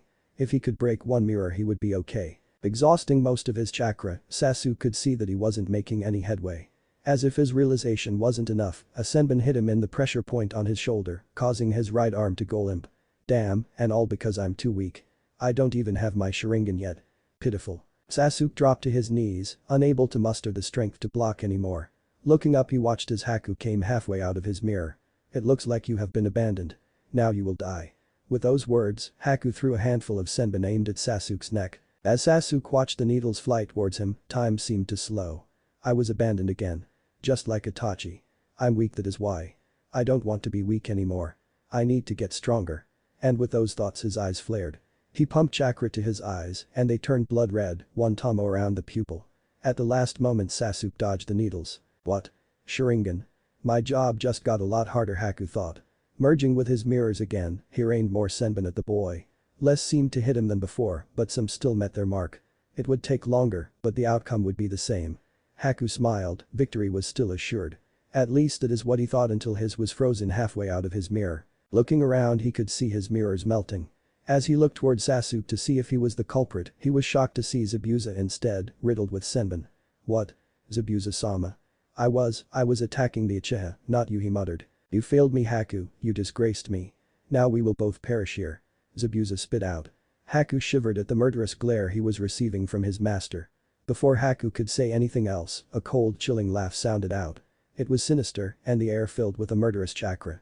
The density of it was so thick, Haku was struggling to breathe. He panicked and looked around wildly for the source. He couldn't find it, it was coming from everywhere. As Haku glanced back at the mirror he was stuck in, he seen Zabuza's form. You failed. Kill yourself. You have disgraced me enough. At least do me the favor of taking your own life. The mirror spat out in venom. But Zabuza-sama, I didn't mean to attack you. The sound of that sinister and mocking laughter cut Haku off. It was driving him mad. His own master was mocking his weakness. He couldn't get the voices out of his head. Slowly but surely, Haku brought a needle up to his neck. I'm sorry, Zabuza-sama. Allow me to repent for my failures. As he finished his last sentence, the boy drove his needle into his neck, directly into his spinal column. The Genjutsu dropped and revealed an immobilized but otherwise fine Sasuke, kneeled beside Naruto who was shrouded in Kurama's chakra, with two tails swinging back and forth behind him. The body of Haku dropped with a thud as the mirrors shattered and dissipated into nothing. At the same time the mist cleared away, revealing Zabuza pinned by 8 ninkin across from Kakashi, who had a sizable gash on his chest. Well, looks like you failed again, Zabuza. Good thing I decided to bring my army to make sure the job got done. I'm glad I won't have to pay you either, not that I ever planned on it, a small man spoke from the end of the bridge. Beto, I assume? Kakashi asked. Naruto, would you please take care of that trash, I'm a bit drained at the moment. Aye. Naruto nodded before turning towards the advancing mob. He flared his chakra and the tomo around his eyes spun. The moment they did, Gato's army put their swords to their necks and slit their throats. The sight was eerie, and as Sakura watched, she couldn't help but lean over the side of the bridge and let loose her stomach's contents. What did you do to my men? Gato screamed. Naruto simply ignored the man and glanced at Kakashi, asking a silent question. Receiving a nod from his sensei, Naruto pulled out a scroll, applied a Fuinjutsu matrix to his hand and placed his hand on the scroll. He walked up to Gato next and shoved his matrix-covered hand into the man's chest, sealing him within the scroll. Returning to his group, Naruto smirked at Tazuna.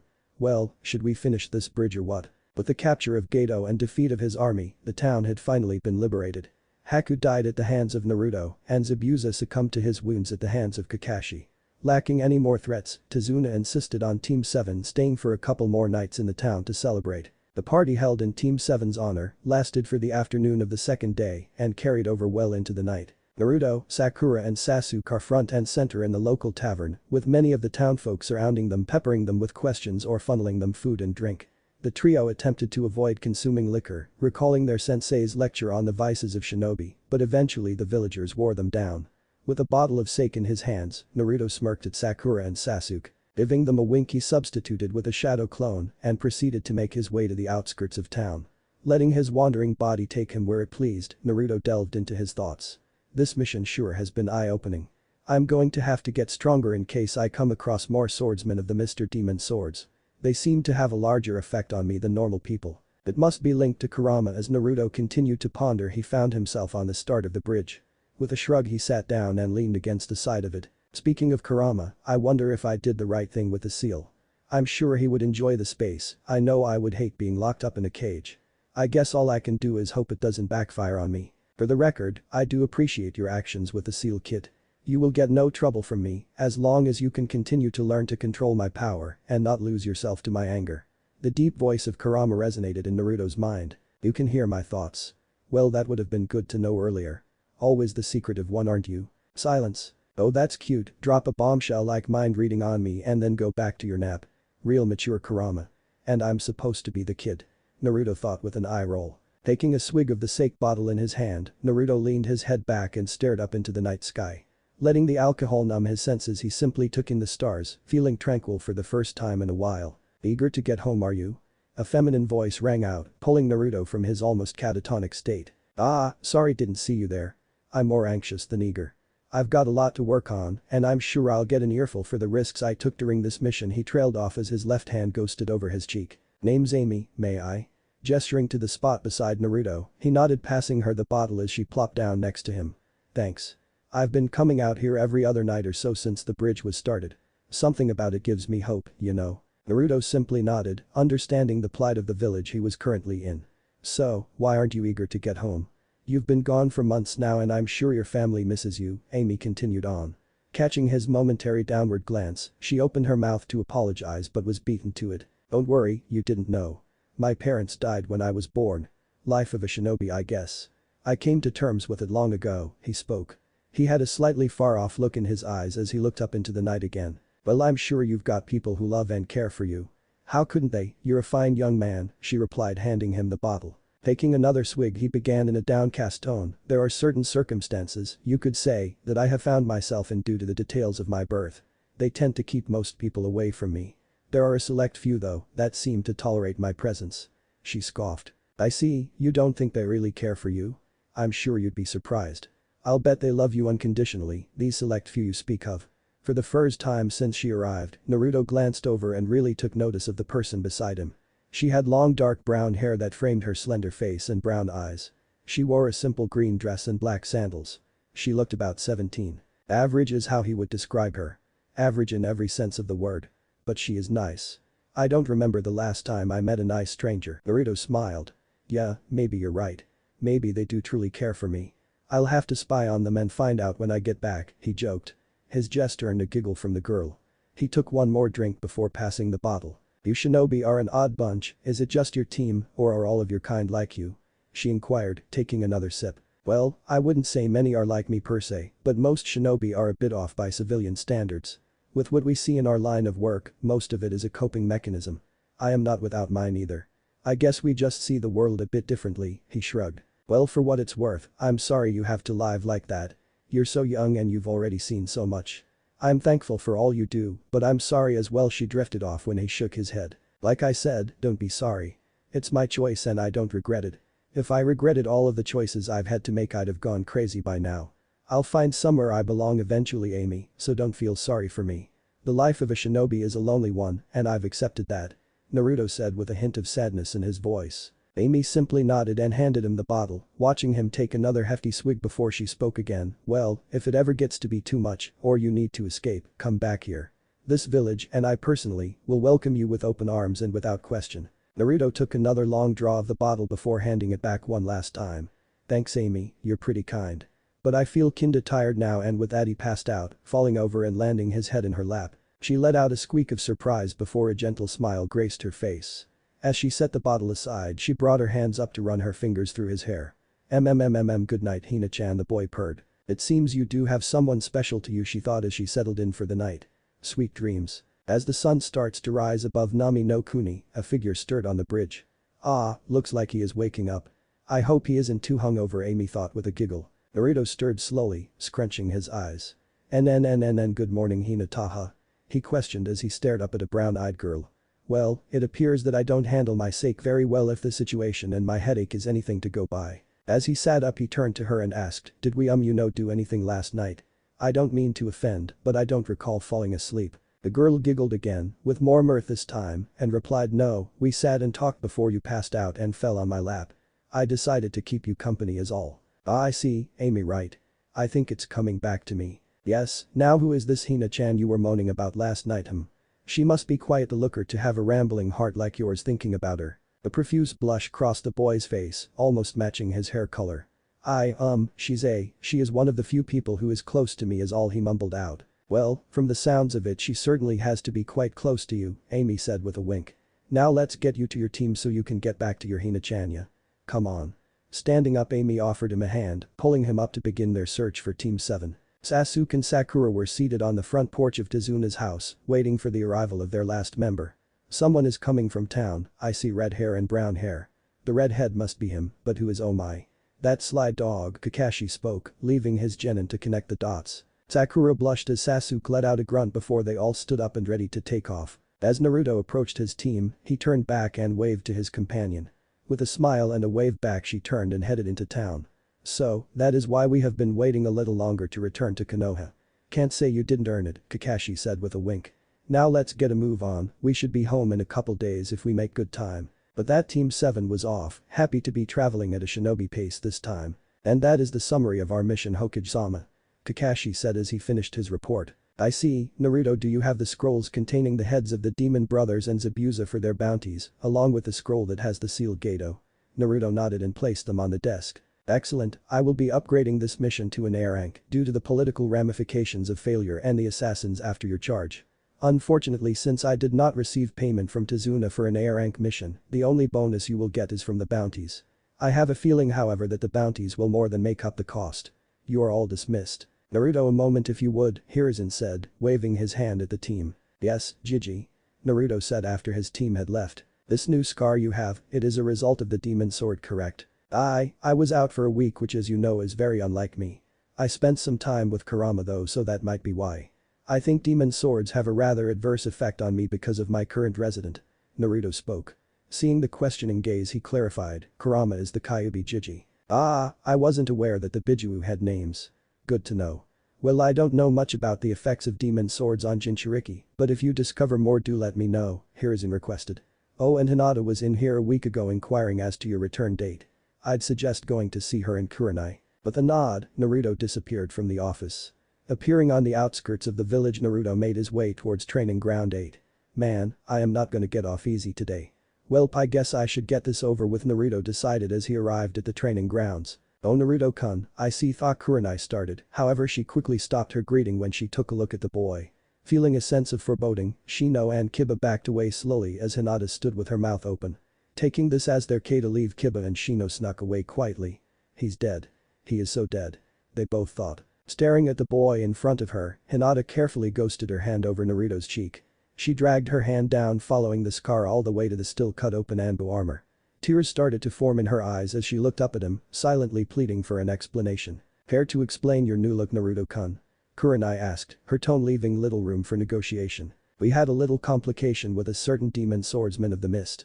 I'm fine, we took care of it. He said with a shrug and a wave of his hand. He attempted to change the subject with care to grab some BBQ. I haven't eaten yet today. As he turned to lead them into the village, a voice stopped him in his tracks. Oh no you don't, mister. Get back here and explain. Damn, I guess I should have known that wouldn't work. Welp, it was a good life. And so I woke up a week later. No big deal, I'll tell you about the rest of the mission over food. He said nonchalantly. Smack, he felt a sudden stinging on his face, and as he brought his hand up to the left side of his face, it felt hot. Looking down he met Hinata's glare. Her eyes were burning a hole in his soul, and he felt guilty for what he had done. He should have known she would be worried. Naruto got out as he found himself on his back with a teary Hinata on top of him, her head buried in his chest. Promise me. She demanded. What? Promise me. She cut him off. I am sorry. I promise I won't be so reckless in the future, Naruto whispered, wrapping his arms around her. Kurenai smiled at the sight. Now, let's go get some food, ya? On me. She exclaimed before heading off into town. As Naruto and Hinata stood and started walking into town, Hinata clasped her hands around Naruto's arm. Receiving a quizzical glance, she simply said, you owe me for scaring me. Naruto just shrugged and gave her a nod. And you still owe me a cinnamon bun too, she whispered under her breath. It didn't escape Naruto's ears however as he smirked. I guess Amy was right. As the winter came to an end, the village geared up to host the Chunin exams. Kakashi had given his team a heads up he would be nominating them for the exams. Naruto decided to work on his Fuinjutsu and attempt to learn the Hiraishin. Kakashi spent his time with Sasuke and Sakura working on their ninjutsu and taijutsu skills. Naruto found most of his learning to be self-taught as Kakashi wasn't a Fuinjutsu master and didn't know the Hiraishin either. So, the exams start today, how far did you get in your training Naruto? Sakura asked. The team was meeting for breakfast before they headed towards the academy for the first part of the exams. I was able to apply storage seals to my wrists for shuriken and kunai. I also succeeded in increasing the potency of my handheld Fuinjutsu. Haven't made any progress in my Doujutsu research though. You guys. Kakashi just worked on our Taijutsu and ninjutsu potency. Sasuke picked up a new jutsu though. Sakura responded. HN. Sasuke grunted. Let's just get to the exams, the sooner this is over the sooner we are promoted. With nods the team set off for the first exam. As the team passed the second floor on their way to the third, they noticed a large group of genin arguing with two others in front of a door labeled 301. A Genjutsu, well I guess if they can't pick up on that they don't belong in the exams, Naruto mumbled. Let's get into the room and keep a low profile, scout out the competition. Entering the real 301, Team 7 noticed they were only the second team to arrive. Taking up a position against the wall, Naruto evaluated the other team with his peripherals. A boy with a device on his back and a black bodysuit, a girl with a large fan, and a red-headed boy with a red jumpsuit and a gourd on his back. Their headbands indicate Suna, but what is this weird vibe I'm getting from the read? It feels familiar but foreign at the same time. Hey Kurama, do you recognize this aura? Aye, it is the aura of bloodlust from the Ichibi, Shukaku. That boy must be his Jinchuriki. The bloodlust leaking from him must mean his seal is weak or damaged, allowing Shukaku to manipulate him. Be careful when dealing with him kid. Thanks Kurama. I'll keep that in mind. Boy, that team over there, the read is soon as Jinchuriki. We should steer clear of them. Naruto warned his team. It seems that the other Konohamaruki Genin teams are also here. At least we know some of our competition. His teammates nodded, avoiding a Jinchuriki was in their best interests. Glancing back at the entrance, Naruto watched as Team 10 approach them. I hope Ino doesn't do something stupid and announce us to everyone. Hey Sasuke-kun, I'm glad you decided to take the exams. She shouted. Nope, I should have known she wouldn't use her head. For the Yamanaka she sure isn't very intelligent sometimes. As all eyes in the room turned onto Team 7, a spectacled man with white hair approached Sasuke. Sasuke right. I overheard the blonde over there call your name. Since you have been revealed, would you like some information on the rest of the competition? I have taken these exams 7 times and I have collected information on every person taking the exams. My name is Kabuto. Hearing this, the genin from Konoha condensed around the Chunin exam veteran. Well, who do you wish to know about? He asked the group. Rock Lee, the Tsunaritiid. Sasuke requested. And Naruto Uzumaki, a Hyuga asked. Looking for an edge are you Niji? It won't help you against me, Naruto announced. Now let's see if your cards ring true Kabuto. Very well. Rock Lee. Konoha Genin. Age. 14. 57D, 21C, 1B rank mission. Teammates. Niji Hyuga and Tenten. Taijutsu expert. No skills in ninjutsu or genjutsu. Are of the sand. Suna Genin. Age. 13. 18D, 32C, 15B, 2 rank missions. Son of the Kazukiage. Ichibi Jinchuriki. Teammates. Siblings Kankuro and Tamari. Utilizes sand in his offense and defense. Special note. He has returned from every mission untouched. The information on Gaara was met with several gasps and a glare from Naruto. How does he have this information? I guess we'll see what he has on me. Naruto Uzumaki. Konoha Genin. Age. 13. 60D, 15C, 3B, 2 rank missions. Spent 2.5 years in Anbu. 0 unsuccessful missions. Hyubi Jinchuriki. Teammates. Sasuke Uchiha and Sakura Haruno, son of Min. Naruto grabbed Kabuto by his throat and slammed him into the wall. Leaning forward to whisper in his ear he asked, now how would you know my lineage? None other than myself and 2 others in this village know of it, so do tread carefully. He warned with venom in his voice. If you decide to continue your report, you will lose your head. My master has given me the information on these cards. Kabuto whispered back. Alright maggots, listen up. Everyone take a number and take your assigned seat. The exam starts now. A large man with his headband on like a bandana shouted. The exam will be 1 hour. There are 9 questions in the first 45 minutes.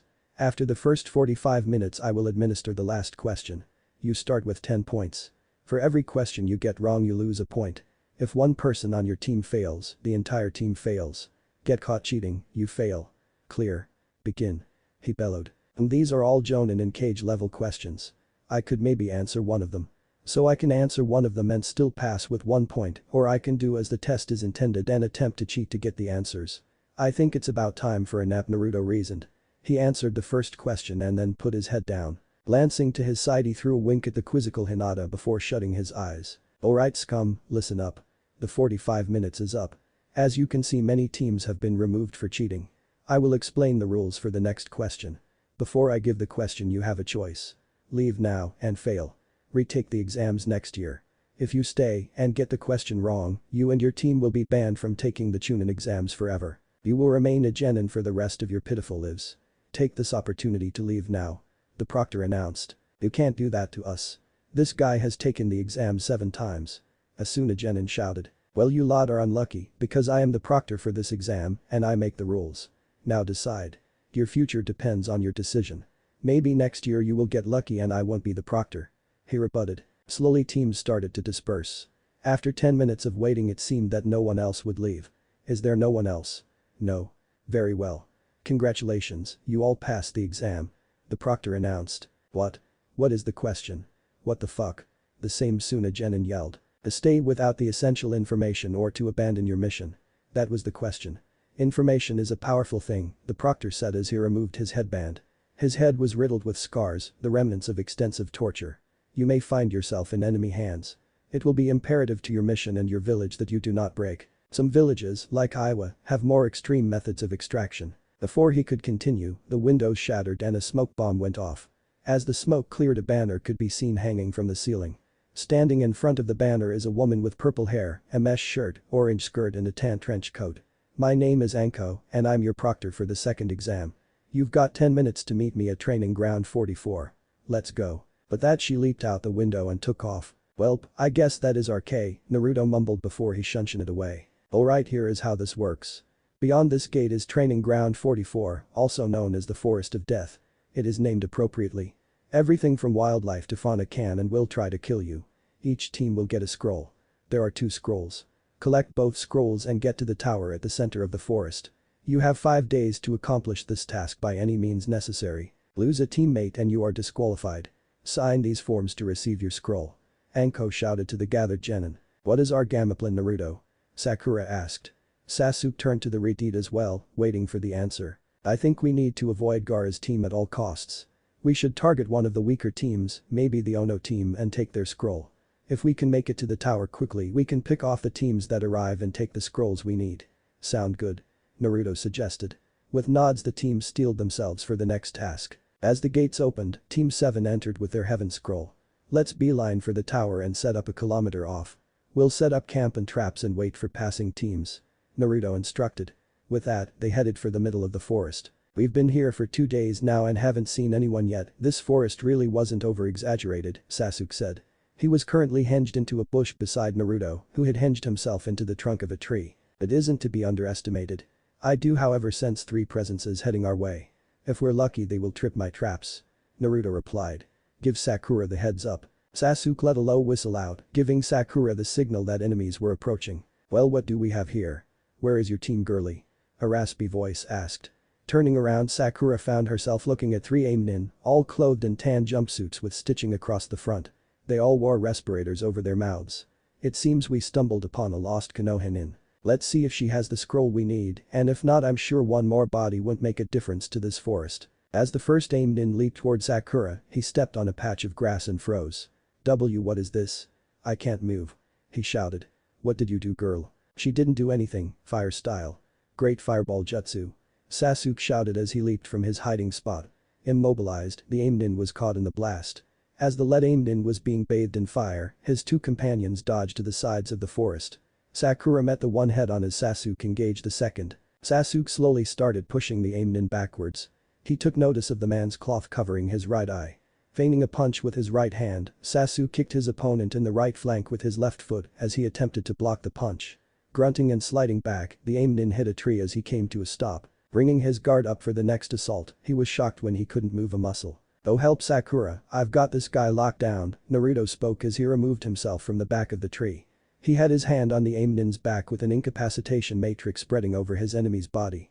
Now let's see if you have the scroll I need, eh? Naruto searched the man as Sasuke came to Sakura's rescue. She was holding her own but was slowly being pushed back.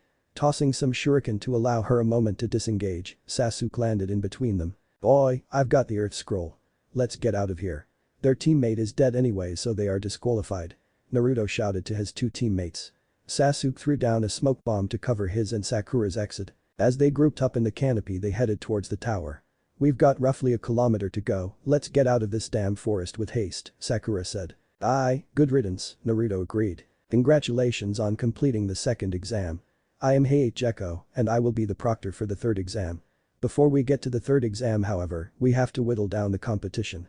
Too many people have made it to this stage, so we will be having preliminary battles. If you wish to leave, now is your chance. You are no longer on a team and will be fighting only for yourself for the remainder of the exams," Heiei announced to the gathered genin. "Well, that is about it for me," Kabuto said, walking out of the arena. "Anyone else?" "No." "Alright, if you see your name on the board, appear in the arena.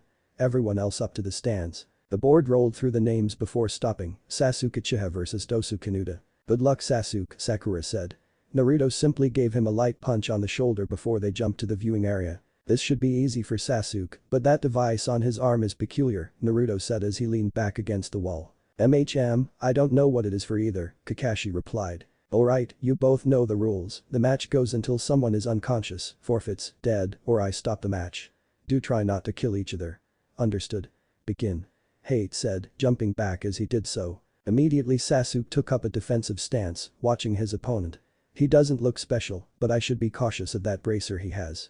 I let him make the first move." Sasuke reasoned. "Well if you won't start I guess I will." Dosu yelled, dashing toward Sasuke. He responded by tossing a wave of shuriken at the advancing enemy while jumping backwards. Dosu deftly avoided the shuriken and got within striking range. Sasuke brought his arm up to block the punch.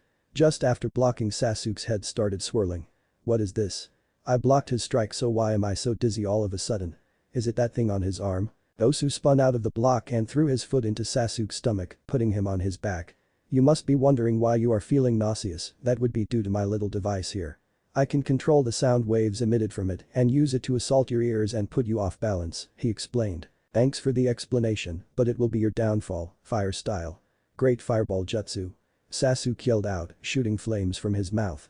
Dosu used sound waves to disrupt the fire. From the flames came 8 shuriken, 5 of which struck true. Dashing forward, Sasuke drove a kunai into Dosu's stomach. As Dosu leaned forward onto Sasuke's shoulder he whispered in his ear, "The snake grows restless. 1 month and it will strike." Dosu is unable to continue, Sasuke is the winner. "Medics." Heiei yelled. Sasuke looked down at Dosu and nodded before heading towards the viewing area. The board rolled through the names again. Shino Aburam vs Yoroi Akato, Shino is the winner. "Medics." Heiei announced. Isumi Tsurugi vs Kankuro, Kankuro is the winner.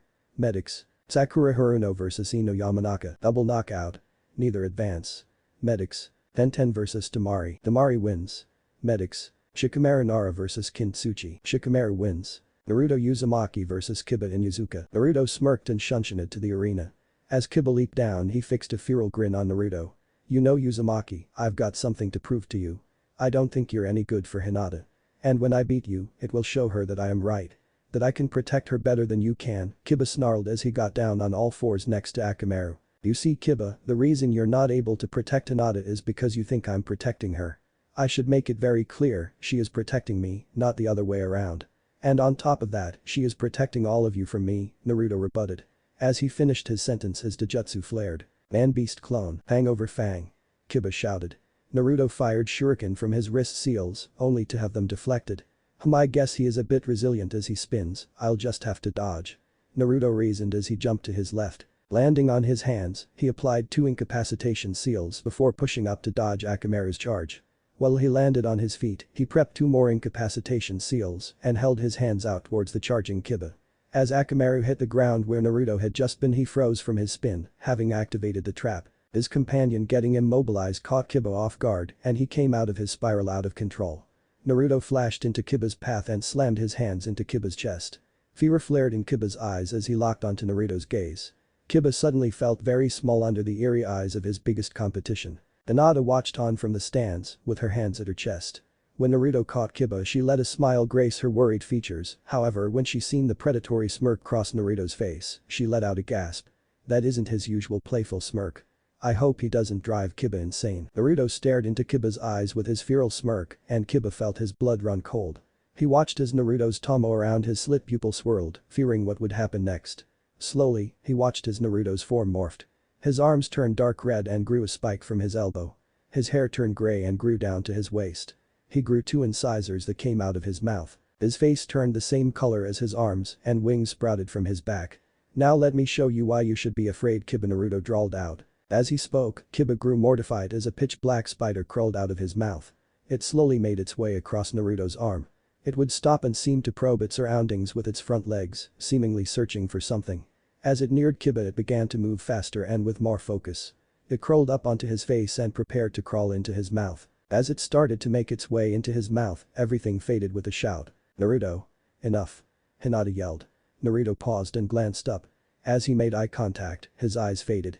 He dropped his grip on Kiba's throat as the illusion broke. Looking down on his opponent, Naruto kneeled in front of him and whispered, "Like I said, she is protecting you." Kiba passed out right after. Naruto wins. "Medics." Hayate yelled. Naruto walked up the stairs and stopped by Hinata. "Thank you, Hinata, and I'm sorry. I got carried away." Hinata Hyuga vs Neji Hyuga. "And Hinata, before you go, good luck." Naruto spoke. She smiled back at him before jumping into the arena. "You should forfeit, you cannot defy fate," Neji spoke. "I will not back down, I've got people who believe in me." She replied before taking her stance. "I will change the ways of our clan." "You can't change fate, Hinata-sama," Neji spat with venom. He lunged at her and began his deadly chakra-fueled strikes. Their battle raged on, and it appeared that neither had the advantage. The strikes were fluid, precise, almost like a dance. Neji was slowing, pushing Hinata back. He was landing about 1/4 of his strikes and her about 1/5. "She isn't hitting hard enough. This is going to end soon," Naruto mumbled. "What do you mean?" Sakura asked. "The Hyuga have a special style of combat.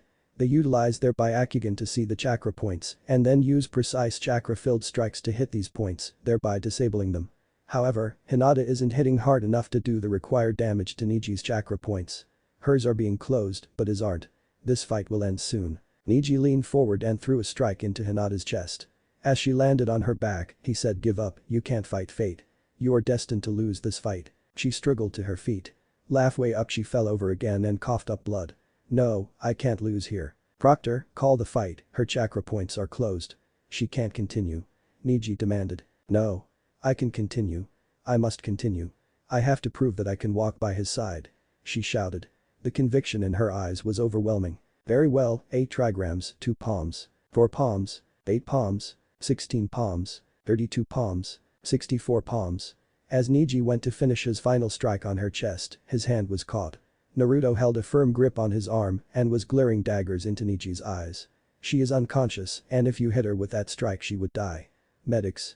Naruto yelled. As the medics came in and attended to Hinata, Naruto turned on Neji again.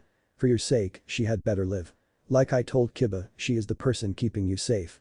If she dies, I will crucify you and spit in the face of your pitiful destiny." Naruto snarled. With that, he disappeared, on his way to the hospital to be beside Hinata. Gaara vs Rock Lee. Gaara is the winner. Medics. Hayate shouted. Zaku Abumi vs Choji Akimichi. Zaku wins. Alright, winners, gather around. Please take a number, it corresponds to your opponents in the finals. Hayate commanded as Anko handed out slips of paper. "I'll take one for Naruto," Kakashi said. "I'm also forfeiting my fight in the finals," Zaku said, throwing his paper back into the pot. "The matches will be as you see on the board and will be held in 1 month's time to allow proper preparations for hosting our guests," Hiruzen said. Looking at the board, Sasuke smiled. "Looks like he will get the match he wanted. Naruto Uzumaki vs Neji Hyuga. Shikamaru Nara vs Temari. Shino Aburam vs Kankuro. Sasuke Uchiha vs Gaara. You have 1 month, train hard and show up at your best. Good luck," Hiruzen said before vanishing in a swirl of leaves. Kakashi leaned over to Kurenai and whispered, "So, do you want to go calm Naruto down, or should I?" Kurenai just disappeared in a swirl of leaves, giving Kakashi his answer. He smiled before walking back to Sasuke. "Well, let's get training, shall we? I've got a technique to show you." In Konoha General Hospital, Naruto is sitting hunched over with his head on the bed. Lying in the bed, being kept company by the Redeed is Hinata, still unconscious from her fight with Neji. A knock sounds on the door, but the sleeping Redeed doesn't acknowledge it. Slowly opening the door, the Hokage slips in with a second man. The second man has long white hair, a horned headband on his forehead, and a giant scroll on his lower back. "This the kid sensei? And he's been here for the past 3 days?" the second man asked. "Yes, Jiraiya, this is Naruto Uzumaki, your godson." He has been out for the past few hours so we can simply wait until he wakes up, although I doubt you will be able to get him to leave this room until she wakes up, Hiruzen replied, taking a seat by the door. Okajiji? Why are you here? Naruto groggily asked, wiping his eyes of excess hardened mucus. With a groan he stretched his muscles and stood. Yawning, he looked back at the room's newest occupants. You know Naruto, it's not healthy for you to be ignoring your meals and proper sleep like this. You should be training for your finals match, Hiruzen replied. Naruto just fixed a glare on the Hokage, expressing his thoughts on leaving the room. Who is our other guest? He changed the subject. Ah, this is Jiraiya, the frog sage. He is one of my students and was your father's sensei. He is your godfather. Naruto's gave the man a puzzled look. Why haven't I met him before? I can answer that, kid. I run a very large spy network across the world. It takes a lot of effort and travel to keep it operational, Jiraiya chimed in. Okay, so why have you come back then? Naruto asked. If his spy network is as vast as it is, I can only imagine the importance it has for Konoha, so he wouldn't return without a good reason. You know, I didn't expect you to be so inquisitive about this situation. Honestly, I expected quite a bit of anger at me not being around to help raise you, Jiraiya confessed. Yeah, well, as you can see, I ended up just fine. Learned to take care of myself at an early age, skipped the academy for Anbu. Can't really live a normal life when you're in the situation I am. So don't sweat it. What I want to know is why you came back now, Naruto asked again, shrugging at his childhood before growing serious again. Geez, Minato isn't going to forgive me for this one, is he? Well, I have returned bearing grave news about a rather nefarious group. It concerns you, which is why I am here, Jiraiya conceded. He isn't anything like I thought he would be. He has Kushina's looks, but Minato's mind. I expected it to be opposite honestly. This may be to my advantage though. He has Anbu training and a skilled mind. Sensei says he is good at Genjutsu and Fuinjutsu also. If I train him I'm sure he would surpass all of my expectations. Can the news wait a few days? I'm a bit overloaded with stuff at the moment, Naruto stated. He turned to Hinata and began fussing over her, fixing her sheets and tucking her in so she would be comfortable. He took her glass of water and emptied it, replacing it with a fresh glass. It can wait, but your training can't. I am taking over for Kakashi to train you for the month until the finals. So quit fussing over your girlfriend and let's go, Jiraiya commanded. Like I said, I am preoccupied at the moment and as such I won't be leaving yet. Besides, I've been doing some training of sorts anyways, Naruto trailed off. I just met him, I shouldn't tell him much about what I've been working on. He might not approve. Do tell, how have you been training when you aren't even eating or sleeping properly? Hiruzen asked, deciding to join the conversation. I don't think I should disclose sensitive information to someone I don't know, Hokage. Jiraiya knows everything already. You can trust him, he will be your sensei after all, Hiruzen replied. Very well. I've been testing a specific Fuinjutsu matrix in my mindscape. Once I have the basis down I will then experiment with adding timers to it, like I have done with my explosion and incapacitation matrices. Kurama is helping me. I trust this won't leave this room. Naruto explained. Of course, but if I may ask, what kind of matrix are you working on? I am rather adept with sealing. I'm no Uzumaki, but I'm one of the best that there is left in this world. Maybe I can lend a hand. Jiraiya asked. Also, who's Kurama? I thought you hadn't left this room in the past 3 days. Fuinjutsu experimentation in his mindscape. At such a young age too, this kid really does have Minato's brains. He thought. I am trying to make a matrix I can apply to my allies, specifically Hinata, that will render my Doujutsu ineffective against them. I'm sure Hokage has briefed you on my Doujutsu. The issue is that the seal also has to be able to work when I have Kurama's chakra active. Kurama is the Kyuubi by the way. When I use his chakra, it allows me to utilize my Genjutsu as more area of effect illusions, instead of only being able to cast them on people I make eye contact with. If I can create a seal that will allow my allies to be omitted from this area of effect, it would allow me greater freedom when fighting in groups. My biggest worry is that the seal will have to have some of Kurama's chakra in it, but that can be deadly to most people. I haven't found a way to contain his chakra in the seal without corrupting the host, yet Naruto trailed off. Hiruzen and Jiraiya had their mouths on the floor. This kid, just how smart is he? The level of comprehension for Fuinjutsu required to be able to notice all of the potential issues with the kind of seal he is thinking of is that of a seasoned master Fuinjutsu user. Maybe I can't teach him anything. I will just have to offer my experience. Jiraiya thought. Snapping himself out of his state of shock, Jiraiya coughed before replying, can I see the seal you have so far? Maybe a second eye could spot something you have been missing. As far as recognizing the potential problems however, I think you've anticipated them all. Yeah, I'll draw it up for you, hold on, Naruto unsealed a scroll in ink. This will take me a bit, he warned before getting to work. 15 minutes in, Jiraiya noticed a curious look on Naruto's face. Did he just discover a potential issue? It's like he hasn't written it before. Wait, no, it couldn't be. Have you ever written this seal out before? Jiraiya asked. No, I usually use hand seals, and in my mindscape I can create much more complicated seals than I can outside of it, so I've just been using shadow clones to create the seal I imagined over and over again, and then changing the issues I found. Naruto responded, earning another gaping look from the room's occupants. What? You know that not even most Fuinjutsu masters are capable of doing stuff like that, right? That's amazing. Jiraiya shouted. Boy, not so loud. And I know I'm not a normal Fuinjutsu user. It just seems to come natural to me. But more importantly, I think I discovered my issue with containing Kurama's chakra. Here, what do you think of this? Naruto asked, showing Jiraiya his scroll. Well, this to that, and that cycles properly, but what is this blank area for? It should be where you indicators for the Doujutsu are for. Jiraiya asked. It's blank because I don't know what my Doujutsu is. Nor does anyone I have encountered yet. When I find out what it is, I can complete the seal. Well, show me your Doujutsu, and maybe I will recognize it, Jiraiya requested. Naruto silently obliged and activated his eyes. Staring back at Jiraiya are 2 yellow orbs, with a black slit for a pupil, and 4 tomo around the pupils. Rising out of the boy's back were 2 wings seemingly made of bone. They flapped a couple times before disappearing. So, recognize it? I just showed you the abilities I have discovered and what it looks like. Naruto asked. So, it can cast Genjutsu and it looks like that. I've heard of something like that once before in my travels, but I will have to get word out to my informants across the sea to confirm. I believe it comes from over there, Jiraiya responded. I'll get word out and then return. Once I do get back later today, we'll start your training. Like I said, I am Naruto started but was cut off with a wave of the man's hand. I know what you said. See you later, kid. And with that, Hiruzen and Jiraiya left the hospital room. Naruto sighed and sat back down. Naruto-kun. Where am I? A soft voice asked. His eyes went wide and he whirled towards the bed. Hinata. How are you feeling? You've been getting quite a lot of beauty sleep lately, Naruto asked, reaching over and squeezing her hand. She smiled at the gesture. I'm just sore is all, I don't feel any permanent damage to my chakra points, she answered. Now tell me why you look like hell, Naruto-kun. You better not have been neglecting your health to sit here and mope. She fixed a stern glare on her face, but her eyes sparkled in silent gratefulness. The guilty downward glance of Naruto gave Hinata her answer. Baka, she whispered, flicking him on the forehead. You should be training for your match in a month, not doting over me. I'm not too worried. I'm confident I can beat Neji, and your well-being is more important than some exam anyways, he shrugged, giving her his infamous smirk. Why you face Neji-san? Are you going to kill him? She asked, her voice hesitant. When he didn't respond, she spoke again. I don't want you to kill him, Naruto-kun. I know you are going to teach him a lesson, but don't kill him, okay? He can still change his path. Naruto didn't reply, but simply looked away and nodded. I'm serious, Naruto. I don't want you to have blood on your hands because of me, she admonished.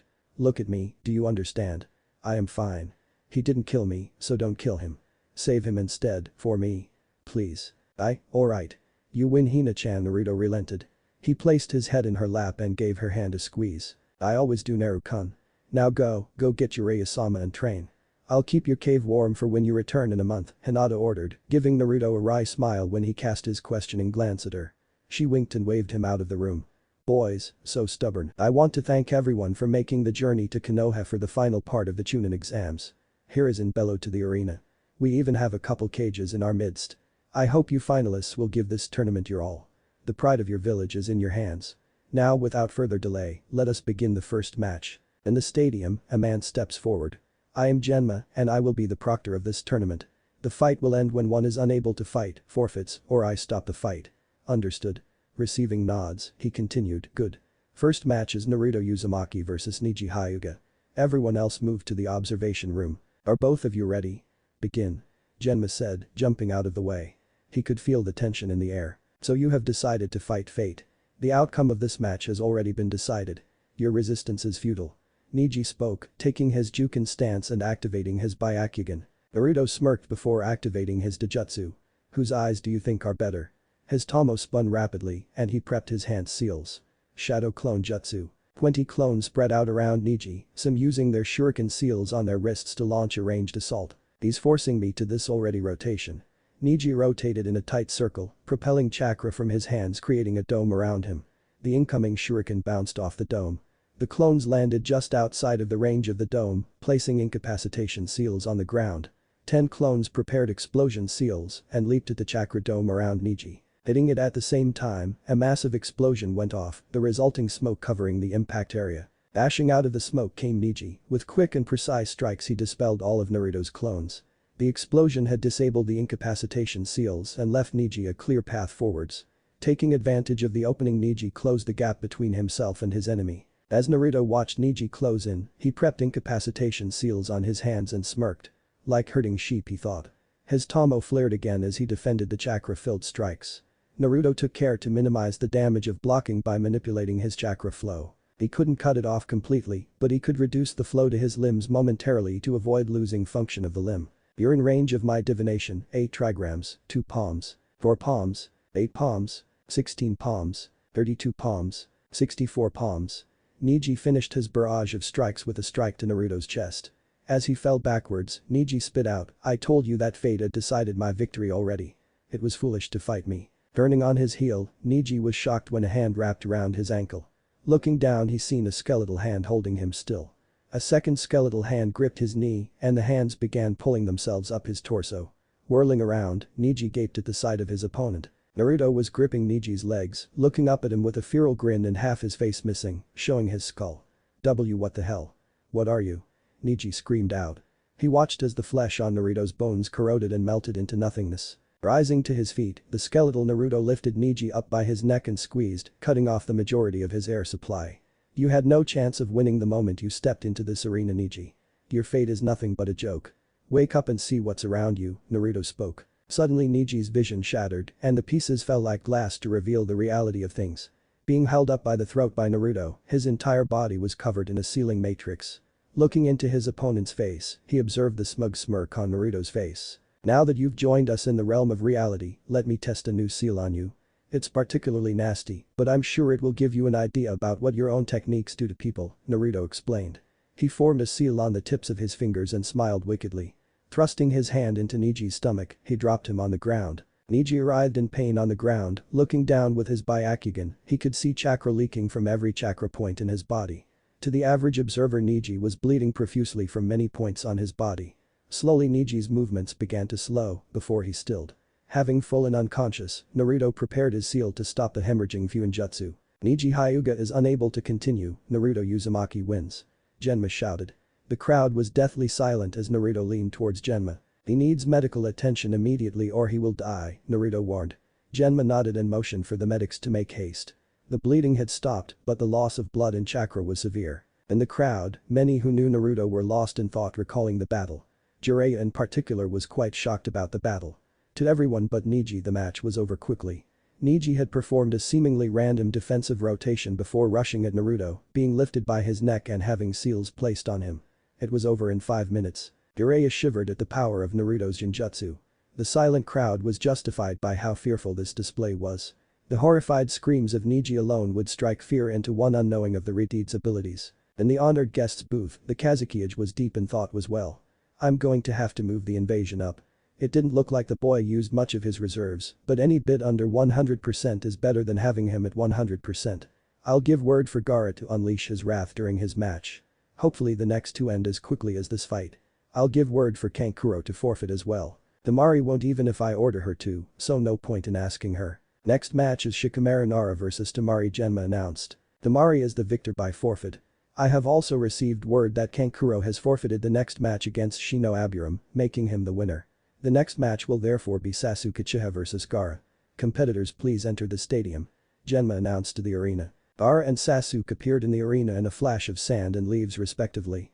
Gaara fixed Sasuke with a bloodthirsty glare as sand circled his body, almost resembling a snake waiting to strike. "You both know the rules, begin," Genma shouted, leaping back out of the way. Gaara grinned widely while waiting for his opponent to strike. "Mother wants your blood," he shouted, raising his hand and firing sand at Sasuke. Sasuke took evasive action, dodging the sand while making his way closer to his opponent. Activating his Sharingan, he made some hand signs while running. "Fire style. Great fireball jutsu," he shouted, launching a massive fireball at Gaara. Sand flared up and encased Gaara, protecting him, however it seemed the fire was hot enough to turn the sand to glass. Sasuke slid to a stop and started channeling chakra. He engulfed his arm in lightning chakra and chippering could be heard throughout the arena. Chidori. He shouted before continuing his charge at Gaara. He reached Gaara and plunged his Chidori into the glass encasement surrounding him. The lightning carved through the glass and with Sasuke holding his hand in the hole, everything went quiet. Suddenly a murmur could be heard from the sand, blood, blood, blood, my blood. Is that my blood? You made me bleed my own blood. No one makes me bleed my own blood. The scream was deafening and promptly after the sand exploded outwards. Sasuke retreated to the edge of the arena. This isn't good. I knew he was unstable, but this is another level. Temari, we need to grab him and move now. Kankuro shouted. Both of the siblings vaulted into the arena and smokescreen from the explosion. After a tense moment Temari cleared the smoke with her fan to reveal Kankuro holding Gaara with his puppet. Let's move. We need to vacate the area. It's beginning. As the Suna siblings leaped from the arena, a massive crash sounded from the western outskirts of Konoha. 3 giant snakes made their way through the wrecked wall. Hokage-sama, we are under attack from Odo-nin and Suna-nin. An Anbu reported, appearing in the cage box. What is the meaning of this Kazukiage? Hiruzen demanded. Standing, the Kazukiage dropped his robes, revealing himself to be the Hokage's student. Orochimaru, I should have known, Hiruzen scowled. Very well, you leave me no choice. I will finish here what I started years ago. Caught in the chaos, Naruto was frantically searching for Jiraiya or Kakashi to get the gist of the situation. Spotting the white hair of his sensei and old partner, he dashed towards him. Kakashi-sensei, what is going on? And what are my orders? Odo and Suna are invading. Orochimaru has engaged the Hokage. You are to assemble a small strike team and go after the Suna Jinchuriki. He is highly unstable and must be contained. Any and all methods are authorized, Kakashi ordered. With a nod Naruto disappeared. I've got to find at least 2 more people to form this strike team. Hinata for tracking would be good, Shikamaru for tactical speak of the devil. Shikamaru. We are under attack from Odo and Suna, I need you with me. We need to find Hinata and 1 other person for a pursuit and subdual of the Suna Jinchuriki. Naruto said. Gotcha, Hinata was just over there with Shino and Kiba. Let's grab them. Shikamaru replied. Naruto nodded and took off. Hinata, Kiba, Shino. I need you 3 with me and Shikamaru. We are to pursue and subdue the Suna Jinchuriki. Do you understand the mission? Naruto asked upon finding teammate. Shino and Hinata nodded, but Kiba opened his mouth. Wait, what is going on? We are under attack from Suna and Odo. The Suna Jinchuriki was taken by his siblings and we are to pursue them and subdue the Jinchuriki, preferably before he loses control completely. You 3 are the best tracking team we've got. Let's go, we are wasting daylight. Naruto confirmed for Kiba. With that the impromptu group was off, chasing after their prey. Spread out in arrowhead formation. Kiba on the left, Shino on the right, Hinata at the front, Shikamaru in the middle and myself at the rear. Move as fast as possible, Naruto barked, receiving nods and silent compliance. The team had been traveling for 45 minutes before Kiba spoke up. I smell their trail, Hinata, Shino, do you guys have anything? I can't see anything. Shino. Hinata answered. My bugs have found them, 4 kilometers ahead. We will meet them in 20 minutes at our current pace. Plan for engaging. Shino replied. Naruto looked at Shikamaru who took the K, it would be in our best interest to have Naruto confront Gaara. Myself and Hinata will take Temari while Shino and Kiba deal with Kankuro. Naruto, if you can get Gaara under a Genjutsu that can save us a lot of trouble. I don't want him losing control completely. We should also try and separate Gaara from his siblings. Questions. Shikamaru explained. Also, Naruto you should use as many layers as possible and utilize as much of Kurama as possible right off the bat. I don't want to take any chances, understood? Shikamaru asked. A nod from Naruto had them refocusing on their approaching target. The target is just up ahead, get ready, Hinata said. Kankuro's puppet has Gaara. Take the puppet out first. Kiba it is your job to separate Gaara from the puppet. Shikamaru ordered. Man-beast clone, hangover Fang. Kiba shouted, barreling in towards the puppet. Caught by surprise, the puppet dropped Gaara. Shino swarmed Kankuro with his insects as Hinata dove at Temari. Shikamaru landed at the edge of the small clearing and prepared his shadows. Naruto took this opportunity and prepared his incapacitation Fuinjutsu. Rifling towards Gaara, he activated his Doujutsu and drove his hands into Gaara's chest, spreading a sealing matrix across the Suna Jinchuriki. Naruto tossed Gaara over his shoulder and took off further into the forest, leaving his comrades to deal with the other 2 Sunanin.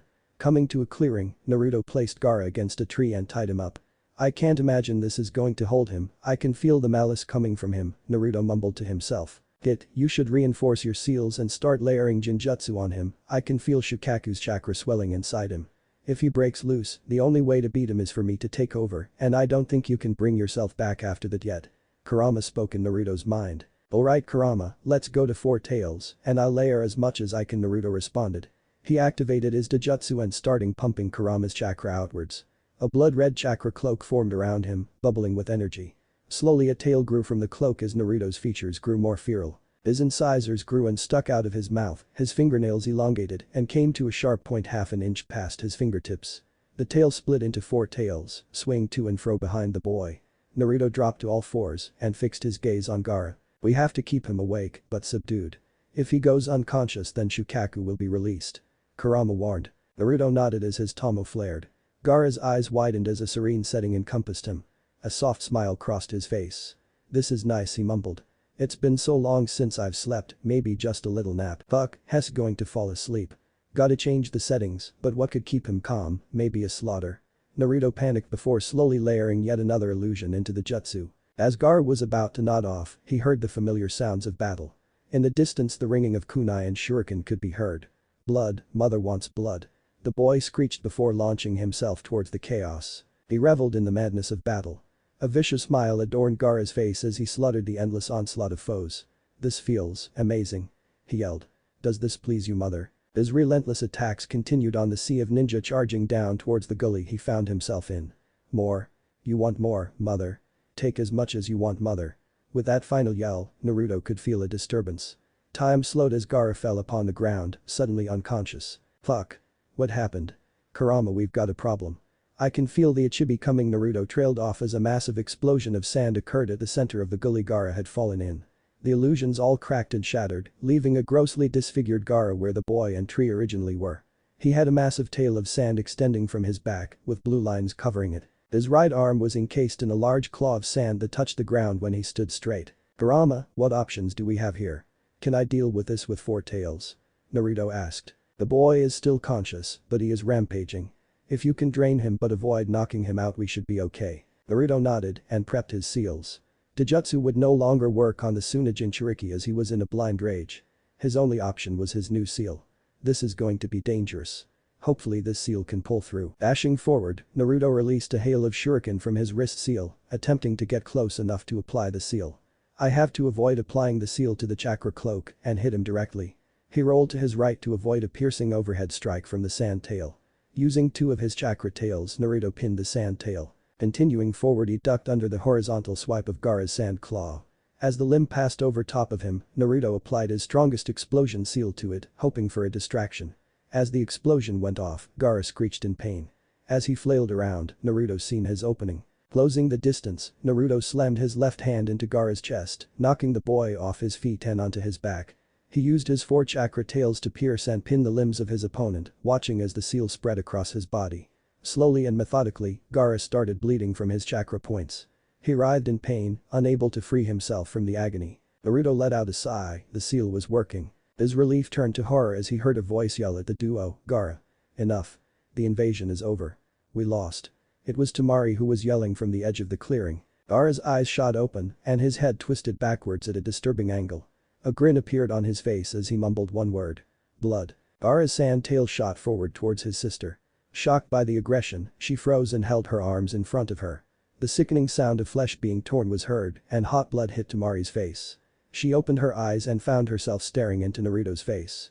He had the sand tail through the right side of his chest and blood coming from his mouth. Gaara subdued, get Hinata, I'm going to lose control, Naruto coughed out.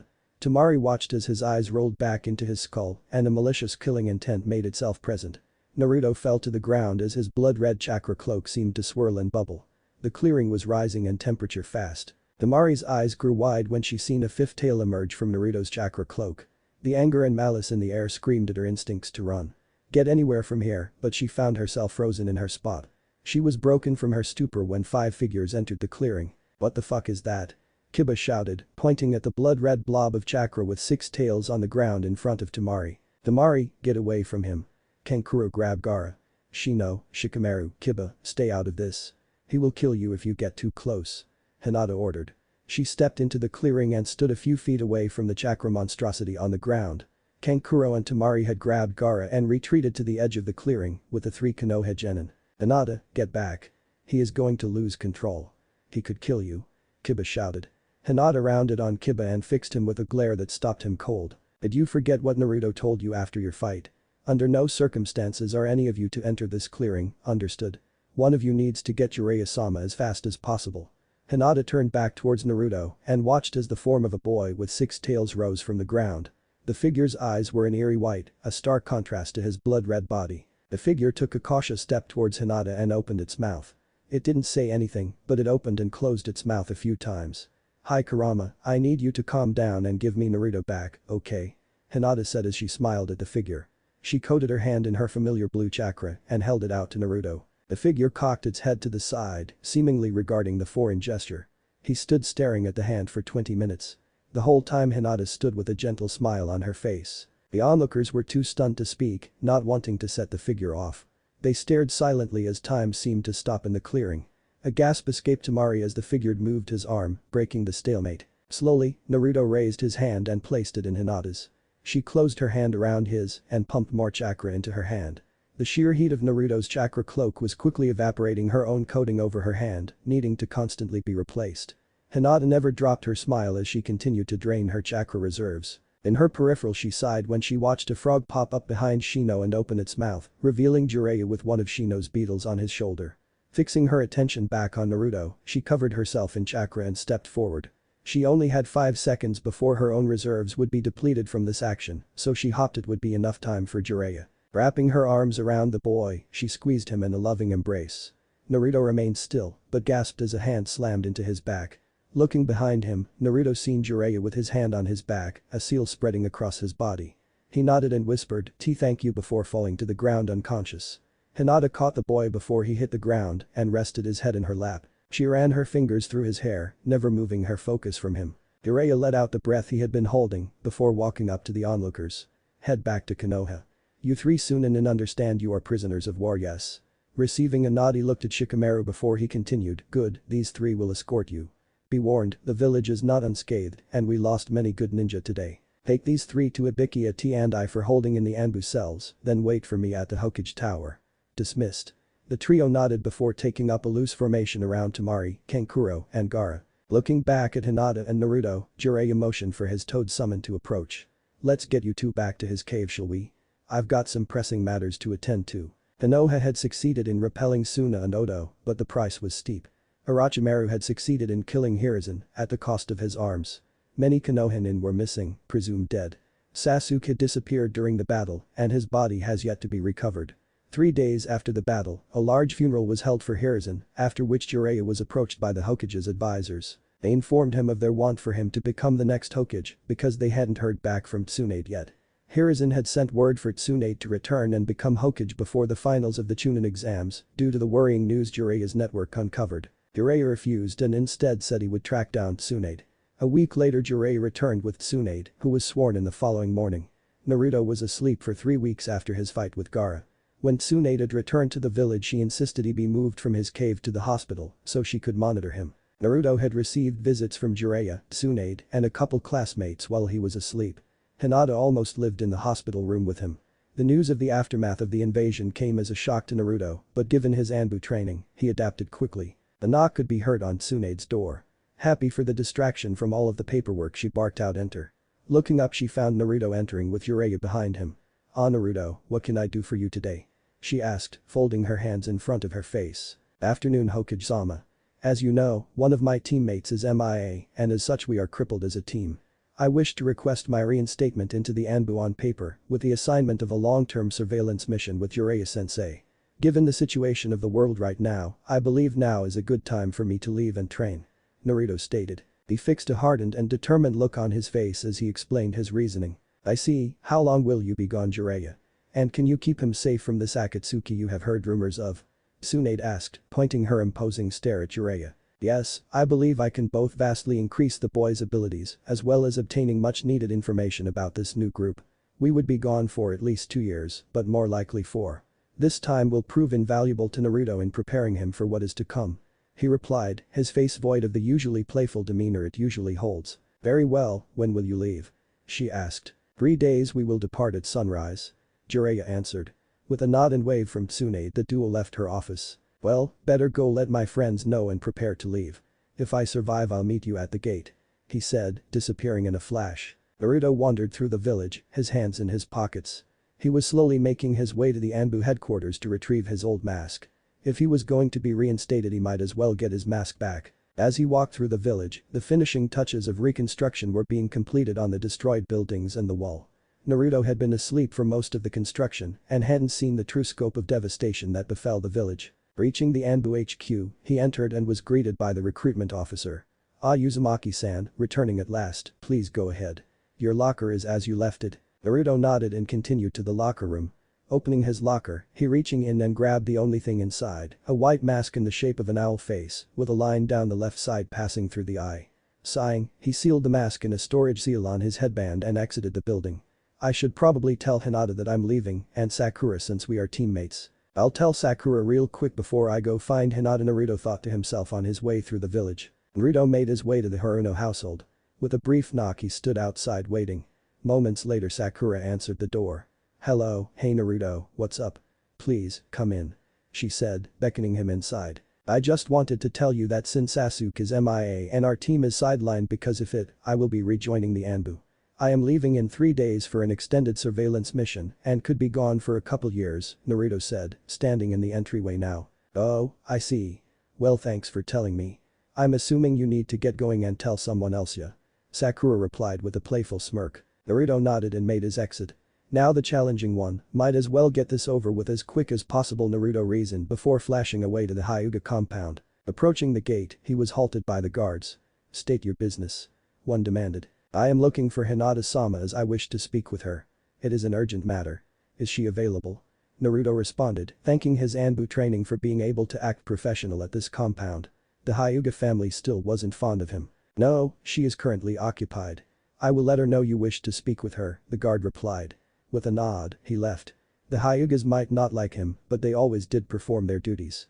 "I guess I could just go back to my cave and wait, she should be able to find me pretty quickly with her Byakugan," Naruto thought before heading towards his dwelling. On his way home, he picked up some cinnamon buns, whistling to himself throughout his walk.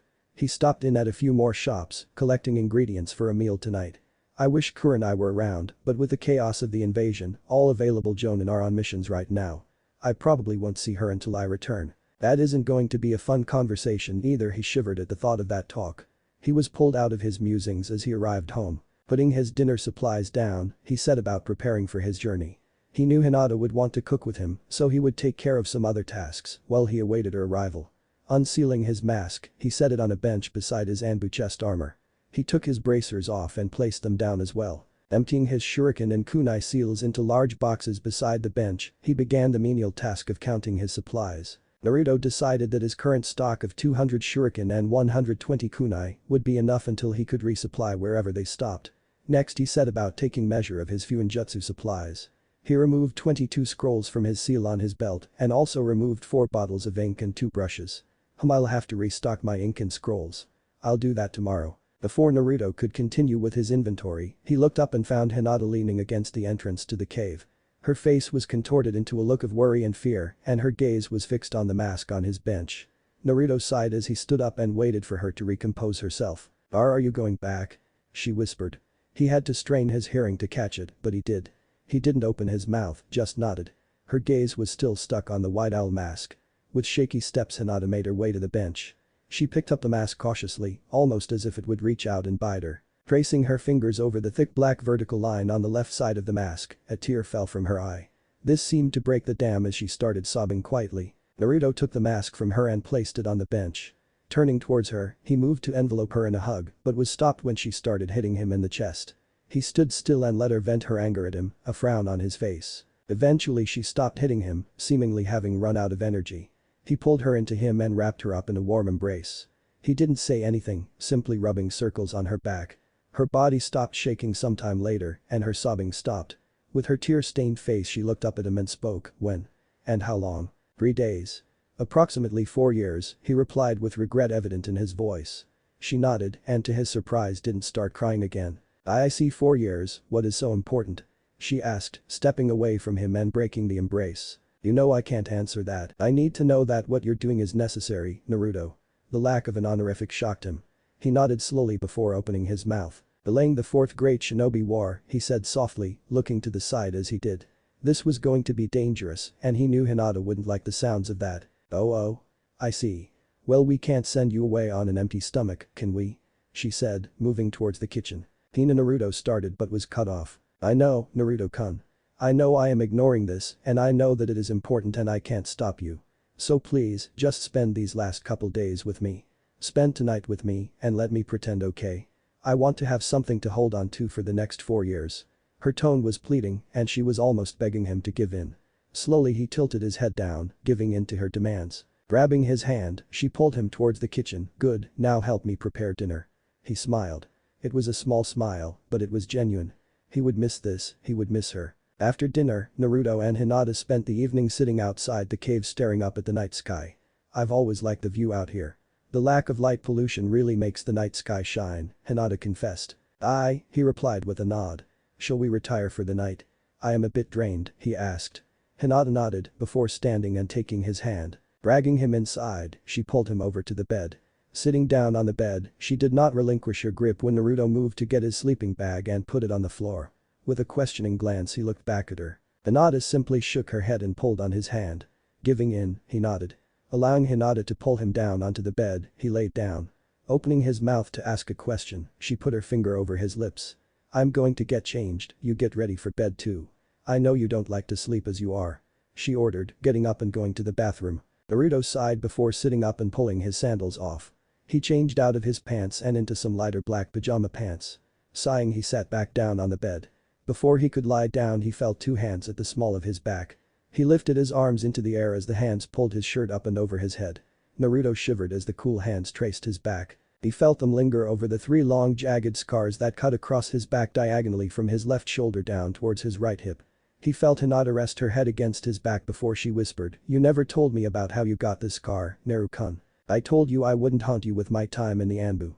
She nodded at his response, pushing her face into the crevice between his shoulder blades. She snaked her arms around his back and up to wrap around his torso.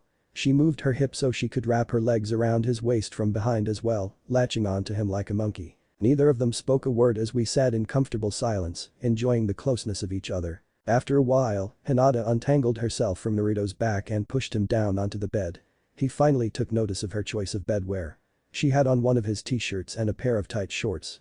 She broke him out of his observations when she climbed on top of him, putting a leg on each side of his waist. Since she was smaller than him, she could straddle his waist and still lay her head on his chest. Snaking her arms under his shoulders and up into his hair, she put her head down on his chest and smiled. Sensing the questioning look he was giving her, she replied without looking up, I'm comfy like this. Do you have any complaints? Naruto smirked and shook his head. He brought his hands down, pulled the blanket over top of them, and put his hands on her upper thighs. Feeling emboldened by the current position, he tucked his head down and placed a kiss on the top of Hinata's head. He felt her face go red from the heat it was emitting. Good night, Hina-chan, and thank you for everything you do for me. He whispered. Hinata decided to be bold as well and turned her head slightly to kiss his chest. She put her head back down and nuzzled into him. Sweet dreams, she whispered, and even quieter, so quiet she thought she said it in her head, she mumbled out, I love you, before closing her eyes and falling asleep. Naruto barely picked up her last statement and squeezed her thighs in response before following her lead and going to sleep. It is around mid-morning in Fire Country and 2 men are walking down the road an hour outside of Konoha. One man has long spiky white hair, red face paint and a scroll on his back. He wears a red haori over top of his tan shirt and pants with sandals on his feet. His partner has wild red hair that defies gravity sticking out behind his head. He has a sleeveless long black trench coat that reaches his knees that he keeps open at the front to reveal a half-transparent mesh shirt. His arms are covered in bandaged wrappings. He has a black belt holding up camo cargo pants that are tucked into bandage wrappings, which cover from the bottom of his calf down, with shinobi sandals on his feet. Over his face is a white owl mask with a single vertical black line on the left side of the mask, cutting through the eye hole. The 6'2" 18-year-old is walking with his hands in his pockets, whistling quietly to himself. Naruto, Uzumaki and Jiraiya are finally returning to Konoha. As the gates came into view, Naruto sealed his mask away in his headband that hung around his neck. Almost 5 years, huh, I'm gonna be in a load of shit soon. Was all that time researching really necessary, Iro-senin? It probably cost us a good half a year total. Naruto drawled out. He was excited to be back, but he was regretting the ass kickings he knew were coming his way. Of course. I can't give up an opportunity for research. A man's gotta make a living somehow. Jiraiya exclaimed. The guard stopped Duo from entering the gates, not caring to take full notice of who it was. "Name and reason for your visit please," one of the guards drawled out. "Is that really necessary?" "I don't think 4 years and some change is enough for a village to forget who we are," Jiraiya said, earning a smirk from Naruto as the guards looked up. Their jaws dropped and they couldn't seem to get their vocal cords to function. "I'll take that as permission to enter," Jiraiya said, walking through the gate. As Jiraiya and Naruto walked through the village, almost everyone they came across stopped what they were doing and gaped at the pair. It had been almost 5 years since the duo had been seen in Konoha. Word had spread of Naruto subduing the Tsunade Jinchuriki, and despite next to no one seeing the incident firsthand, many had come to regard him in a new light. He had up and disappeared a few weeks after the incident, and no one had any time to thank him. Most villagers figured he had abandoned the village. As the duo continued their trek towards the Hokage Tower, word started to spread about their return. Slowly the crowd grew larger and larger as they made their way through the village. "What's with the crowd? I didn't think you had this many fans, Zero-Senin," Naruto asked. I think they are all looking at you, boy. Word must have spread about you defeating the Tsunade Jinchuriki before our departure." Jiraiya responded, amused by the boy's perplexed look. "Well, this isn't the welcome I expected. Too much attention if you ask me," Naruto said, closing his eyes and starting up his whistling again. As the Hokage Tower came into view, the crowd of villagers slowly turned into fellow ninja regarding the duo. Naruto could feel the familiar chakra signatures around him, but he decided to spare himself the looks on their faces. Humming up to the tower, Naruto opened his eyes and found the smirking form of Shikamaru leaning against the door. Shikamaru nodded to Naruto as he walked through the doors. The Redeed tossed him a smirk and a wink, making his way towards the stairs. "Well, out of the oven and into the frying pan, eh?" Jiraiya gestured outside of Tsunade's office. "Aye, let's get this over with. I miss my cave," Naruto replied as he entered the Hokage's office. "Who do you think you are to just barge in here without no?" Her voice hitched in her throat as she took in the two people who entered her office. "Is it really you? Are you back?" she asked quietly. Both nodded, allowing her time to rein in her emotions. "It's about damn time, Bakas," she screeched, throwing a stack of papers at them. The paper went everywhere as she continued to throw objects from her desk. "Do you know the trouble you caused me with your absence? The council has been barking down my neck for 5 years about not knowing where our Jinchuriki is. 5 years, damn it. Well, not exactly the best of welcomes, but I figured I was gonna have a few of these. Do you need the report now or can it wait until tomorrow? I'm sure there are a few interested parties and I don't want to retell almost 5 years of my life more than once," Naruto asked, casually dodging the projectiles still being launched his way. Tsunade calmed herself after hearing the request. "Yes, you would be correct in your assumptions. Shizune. Clear my schedule for tomorrow and the next day. Doesn't matter what I have booked, this is more important. Naruto, you may do as you please with the rest of today. After your report is given you will have a month off. I'm sure you could use some rest. Besides, I don't think I'll be able to send you away for at least that long anyways," she said with a wink. "Aye, see you tomorrow, Hokage-sama," Naruto said as he exited the office. Making his way downstairs and out of the tower, he mumbled to himself, "How long until I'm discovered? Shikamaru wouldn't betray me," but word travels fast. He stopped short when he felt a large killer intent from behind him. Turning around he started profusely sweating. Hey there Kurenai-sensei. Long time huh? Fuck, that was the wrong thing to say. This is going to hurt. Long time? Long time? You left without even telling me what was going on. And all you have to say for yourself after 5 years is long time?" she yelled. Steam could be seen coming from her ears. "Technically it wasn't quite 5 years," he rebutted. A tick mark made itself present on her face. "I should just keep my mouth shut." Naruto heard a deep rumbling after that last thought. If he didn't currently fear for his life he would have had a snarky reply to the laughter of Kurama. Kurenai slowly marched her way towards the Redeed, causing him to panic and flail his arms in surrender. Wait. I'll make it up to you. How about lunch? Yeah, I'll buy you lunch. Come on. I know you love Akimichi's BBQ." Naruto tried to get himself out of the punishment coming his way. Oddly enough, Kurenai seemed to calm down as she reached him. "Alright, I won't kill you. But only because our other guest for lunch is definitely going to kill you," she said with an all too sweet smile and tone. "Ah crap," Naruto gulped. "I'll go get her and bring her to meet you at Akimichi's. Go get us a private room MMK," she requested, although Naruto knew enough to recognize a command when he heard one. With a nod he disappeared. Naruto had made his way to Akimichi's, picking up a couple stragglers on his way in the form of Shikamaru, Kakashi, and Sakura. After obtaining a private room for the group, he found himself fiddling constantly, unable to sit still. "Relax, she's going to be happy to see you." "Hell, everyone is happy to see you after this long, Naruto," Sakura said, trying to calm her nervous ex-teammate. He gulped as the door opened and Kurenai walked in.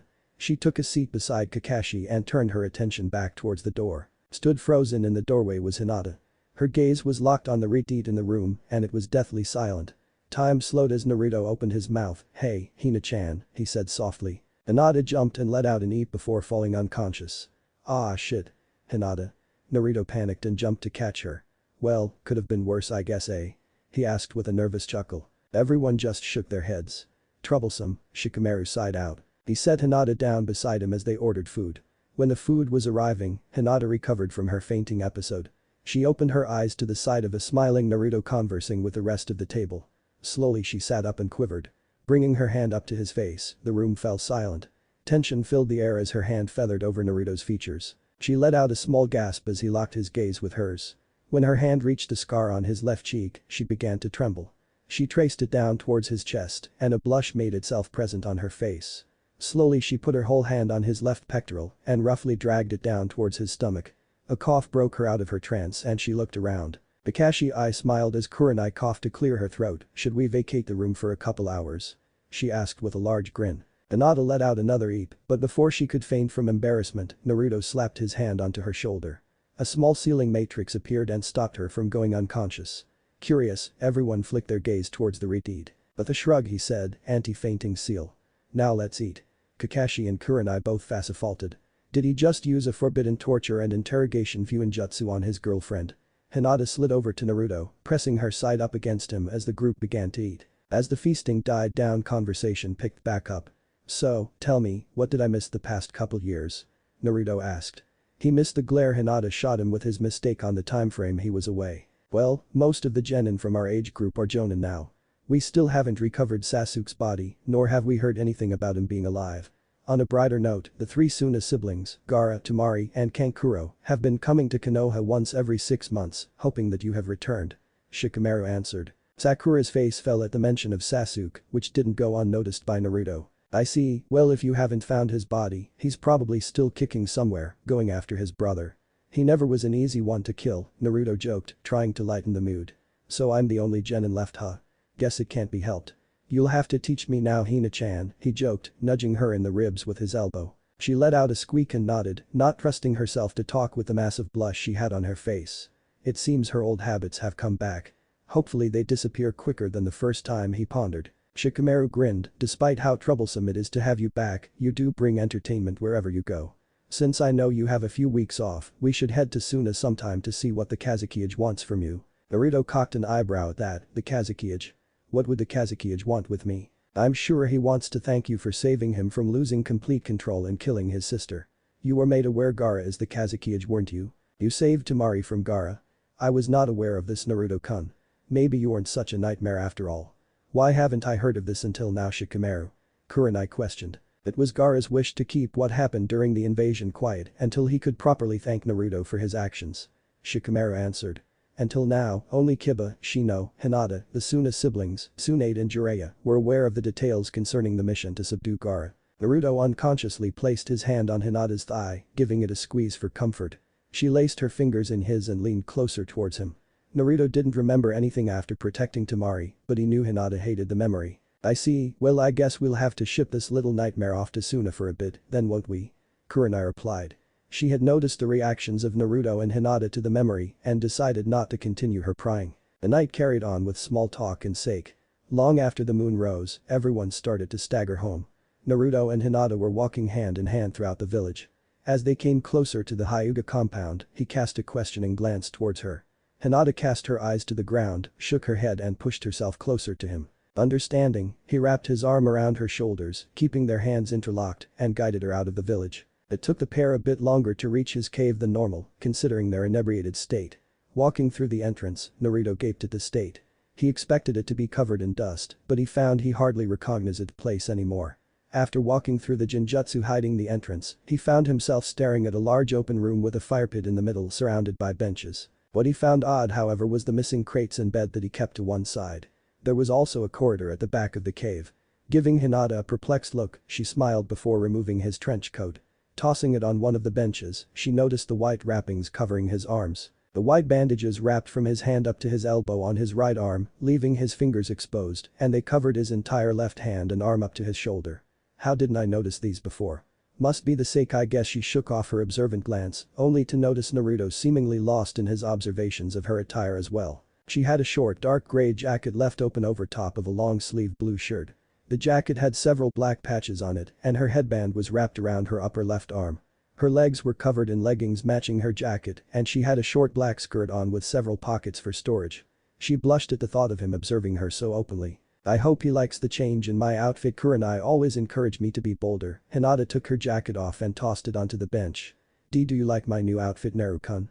She asked, fiddling with her hands as she did so. This seemed to break him from his trance and he stepped forward. Taking her hands in his, he looked her in the eyes and nodded. It suits you, Hina-chan. She smiled. It was a genuine and carefree smile. She felt as if a weight had been lifted off her shoulders. She had worried Naruto wouldn't express interest in her after being gone for so long, but his actions so far extinguished that worry. Come, let me show you what I've done with our home. She stopped abruptly with her back to him, frozen after what she said. Crap, he is going to freak out. I shouldn't have said th. Lead the way, Hinata. Huh?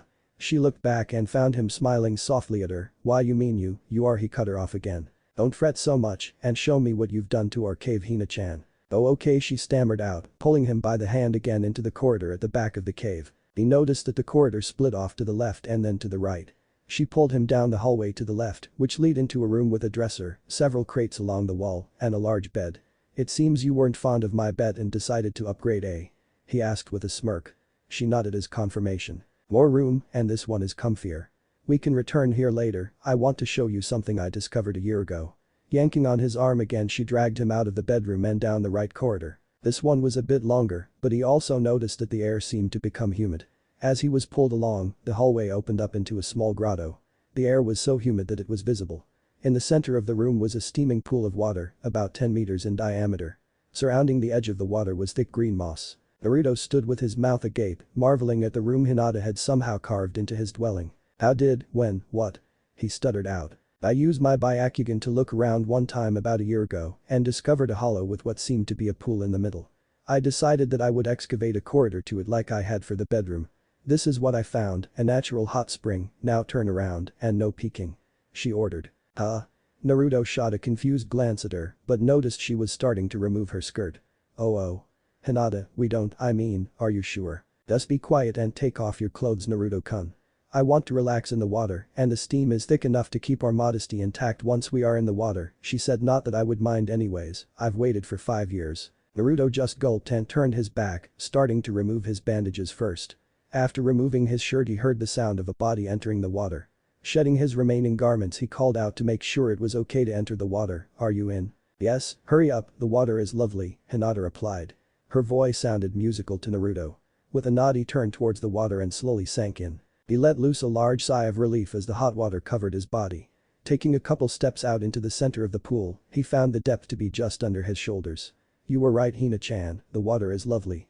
I can feel my aches melting away. When she didn't answer him, Naruto took a couple steps towards the side and moved to turn around, but froze when he felt 2 hands snake their way under his arms and around his chest. He could feel her face press against his back between his shoulder blades. The water was now just under his pectorals, so she was submerged up to her neck. Then Naruto, forgive me for being so forward, Hinata spoke from behind him. Her voice was laced in an emotion he couldn't quite place. Is this love? Lust? Why is she apologizing for? Naruto thought as he remembered the night before he left. Hinata pulled him towards the side of the pool and sat down on the bench carved into the stone. Keeping her face pressed into his back, she guided him down and pressed her body into his back. She picked up her legs and wrapped them around his waist. Naruto let out a little yelp as she maneuvered herself. He gulped as he felt her chest press into his back. I'm sorry for being so forward, Naruto-kun, but Kurenai-sensei always tells me to be bolder and I've been waiting 5 years. I wanted this before you left, but you refused. I know why you refused and I'm thankful you did, but my feelings haven't changed. If you don't desire me, can we at least stay like this a while longer? Her voice was soft and pleading, but he could still notice the hint of something else. Naruto nodded and placed his hands on her legs. I'm not very good with my feelings, Hinata, but I know that I have feelings for you. You've held a place in my heart for a long time now. I'm hesitant because of the name I've made for myself. The things I've had to do in Anbu and the enemies of my family names. I don't want to cause you harm. You've seen the updated bingo books, right? She nodded, choosing not to interrupt his confession or whatever this was going to turn into. There are still many things I don't know about myself and my late family. I don't want to endanger you because of my past. With everything Iro-Senin and I discovered during our travels, dangerous times are coming. You will find out when we give our briefing tomorrow, but I have a feeling I will be at the center of the storm to come." He trailed off, losing himself in thoughts of what was coming. "You still don't get it, do you, Naruto-kun? I refuse to let you walk alone. Now that you've returned, I won't let you disappear again. If a storm is coming, I will face it beside you. I want to walk beside you, Naruto. Whatever it is that is coming, let me face it with you. You aren't alone anymore." Hinata slid herself out from behind him as she finished talking. Pushing him back into the wall of the pool, she threw her leg over his lap and straddled him. Looking him in the eyes with a fierce expression on her face, she asked again, "Will you let me walk beside you?" Naruto brought his hand up and cupped her cheek. As he ghosted his thumb under her eye, a tear fell from his own. He nodded slowly, never breaking eye contact. "I will speak with your father tomorrow and request his permission to pursue a relationship with you." Naruto paused and with panic in his voice, quickly added, "If you'll have me, that is." Hinata smiled as a tear fell from her eye, "Baka," she chastised, leaning forward and capturing his lips with hers. She brought her hands up to the sides of his face as he wrapped his arms around her lower back. Naruto pulled her lower body tight against his, deepening the kiss. Hinata wrapped her arms around his head and lifted herself up slightly, giving herself the advantage of height as she pulled her lips from his. Their face millimeters apart, gasping for breath, Hinata lightly kissed him once more before allowing herself to slide down and sit on his lap. She nuzzled her face into his neck and wrapped her arms around his head again. "I guess I can wait one more night, I have been waiting for 5 years anyways," she whispered. The couple stayed in each other's embrace in the grotto for a while before Naruto noticed Hinata had fallen asleep. Smiling, he stood up, holding her in the same position with his hands under her thighs, and carried her to bed. As Naruto woke up in the early morning, he found himself missing the warmth that was by his side throughout the cold winter night. Hearing sounds from the corridor, his curiosity got the best of him. He rose and put his pants on, venturing towards the main area of his cave. As he entered, a sweet aroma hit his nostrils. Whatever you're making smells delicious, Hina-chan." Hinata twirled around, startled by his entrance. "Oh, Naruto-kun, did you sleep well? I think we overslept a bit, so I'm making some cinnamon buns for breakfast. Hurry and go get dressed so we can get to the briefing faster." Naruto sighed before turning around. Aye, Captain," he said with a wave over his shoulder as he made his way back to his bedroom.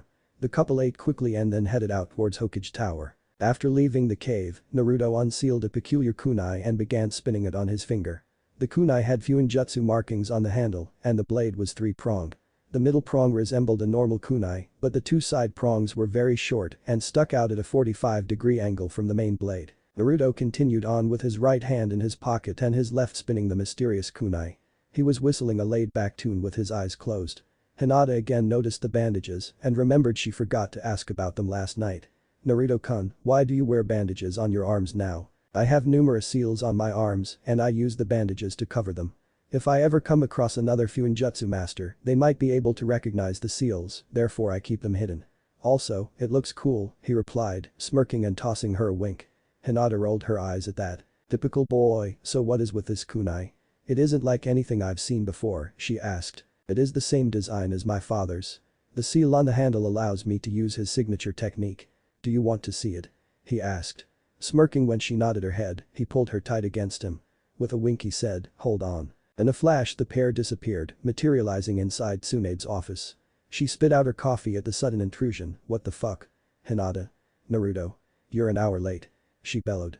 Turning to Jiraiya, who was currently sitting on a couch in the office with Shizune standing beside him, she asked, "Was that what I think it was?" Jiraiya smiled widely, giving her an answer. "I see, well now that you 2 lovebirds have arrived, let's get to the conference room. Everyone else is waiting," Tsunade commanded. As she led her entourage down to the briefing room, she took this opportunity to warn Naruto. "People of great importance are here for this report, Naruto. It would be an opportune time to come forward about everything concerning your past." With that, she opened the door and led the group inside. Once inside, Hinata took a seat beside Tsunade and Shizune as Naruto and Jiraiya moved towards the front. Looking around, Naruto noticed that the full shinobi side of the council was present, including all clan heads. Several jonin were in the back and a few other people he did not recognize. With a sigh, Naruto looked at Jiraiya. "So, you or me?" he asked. Jiraiya let out a chuckle before waving his hand. With a second, more pronounced sigh, Naruto turned to the gathered crowd. "I'm sure you all know who I am and that I have been gone for the past 5 years. Before I get into the details of my absence, there are a couple things I think I should clear up. As you know, I am the Jinchuriki of the Kyuubi. What you are most likely not aware of is that I am the only heir to Minato Namikaze and Kushina Uzumaki." He paused at the uproar, waiting patiently for it to die down. "As was the third Hokage's will, I hid this information from all but a very select few. Now that I am past the age of 16, I will be claiming the rights of Namikaze and Uzumaki clan head." A second uproar occurred, but one question rang out louder than the others. Hiashi stood and shouted out his question again, "How do we know your claims are true? You may resemble Kushina in your looks, but nothing about you looks like a Namikaze." Naruto sighed for seemingly the umpteenth time today. "I hoped I wouldn't have to do this, but oh well." He stopped spinning his kunai, showing it to the gathered people. "Still not enough. Alright." Naruto tossed the kunai into the wall at the back of the room. He let a smirk grace his face and disappeared in a flash. Before anyone could make a move, he spoke up from the back of the room, "Proof enough." The room whirled around and Naruto caught the various emotions passing across the crowd's faces. Confusion, anger, rage, regret. Tsunade stood, planning to end this waste of time. "Shizune, please show Hiashi the document I requested you to bring." Nodding, Shizune procured the scroll, with Hirazen's wax seal on it, and handed it to the Hyuga head. Hiashi took it and with a confused look he opened it. Silence captured the room as he read through it. A shocked look crossed his face as he reread the document. It would appear that what the boy claims is true. This is signed by Lord Third himself and confirms everything this boy has said. Hiashi rolled up the scroll and handed it to Shikaku Nara. "Care to confirm my claim, Shikaku?" "No, I was made aware of these circumstances the day he was born." Turning to the rest of the room he raised his voice, "Does anyone want further verification of the claims?" Receiving silence he addressed Naruto. "You may continue your report now that this uproar is over." Now that my claims have been verified, I will move on to my 5 years of absence." Naruto delved into his and Jireya's extended leave from Konoha. They left out several discoveries Naruto had made in his training, deeming them unnecessary for the crowd gathered today. The report lasted for the full 8 hours Tsunade had scheduled and she dismissed everyone for the night. As people filed out of the room, a few stayed behind. Shikaku and Hiashi both approached Naruto. Shikaku spoke first. "I know you haven't finished your recount of your journey, but I wanted to ask you if you intended to stay in the Anbu or not now that you have returned. If you decide to leave the Anbu once again, I would make the motion to put you through the Jonin promotion exams. Take your time and think about it, I'll see you tomorrow." Naruto nodded in thanks. Looking over towards Hiashi, Naruto gave him an inquisitive look. "I imagine that since you stayed behind you have something you wish to speak with me about.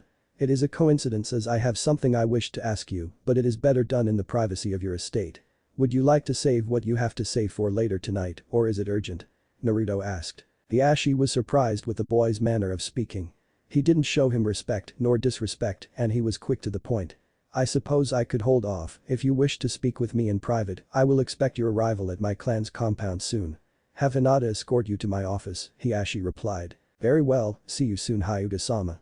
This caught Hiashi flat-footed again. He didn't expect to be addressed respectfully by the boy whom had just seconds earlier neglected to address him in any manner of respect. Hiashi kept his surprise well hidden behind his mask of stone however and took his leave. "Well, I guess the interrogation continues, eh? Would you please do me the honor of escorting me Hinata-sama?" Naruto jested. It earned him an elbow to the ribs and a smile from the girl. Turning around to address Tsunade and Shizune, he added, "Well, I'm off to the lion's den. See you tomorrow, maybe."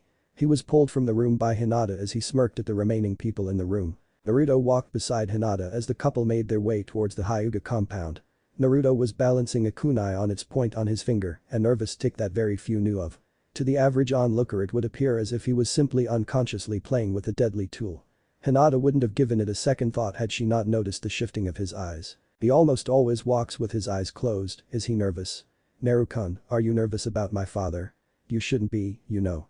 Despite his outward appearance, he is capable of acting like a father." He gave no inclination of a response, at which Hinata frowned. She smiled a devious smile before attempting her next verbal assault on his nerves. "Oh no, is the big bad red nightmare scared of something? What in the world could have happened?" This elicited a sigh from the Retid. But the scowl he looked towards the girl. "Why are you so cheery? If he doesn't approve it will cause a lot of problems." "I don't care if he approves or not," Hinata stated. The tone she used left little room for argument, so he just sighed and looked at the approaching gate. "Halt. State your business," the guard commanded. "He is with me to see Hiashi-sama," Hinata said, using her rarely released heiress voice. With a nod the guard opened the gate, allowing them passage. Approaching Hiashi's study, Naruto slowed. "Despite your thoughts on the matter, it would mean a lot to me if I could gain Hiashi's blessing to court you. I don't want to create a larger rift within the Hyuga clan than already exists. Well, shall we?" Hinata's eyes widened slightly at his declaration. Naruto hardly ever cared about someone's opinions on his actions. A swift knock on the door was followed by an authoritative enter. As the couple stepped beyond the threshold of the study, Naruto noticed Hiashi was seated on a cushion around a table with a teenage girl, whom he assumed was Hanabi, drinking tea. "Ah, Uzumaki-san, or do you prefer Namikaze-san? Please have a seat." Hiashi motioned to the two empty cushions across the table from himself and Hanabi. "Thank you, Hyuga-sama. As for my name, I haven't yet decided if I will take my father's name or keep my mother's. I guess it makes little difference, most don't look past my status anyways," Naruto replied as he sat down. Hinata joined him and poured them both a cup of tea. As everyone settled in at the table, Naruto noticed the curious look Hanabi was giving him. "Hanabi-sama, is it? Forgive me for assuming, but you bear a striking resemblance to Hinata-sama. Are you curious about my scar or the wrappings on my arms?" he asked, turning his head towards the younger girl.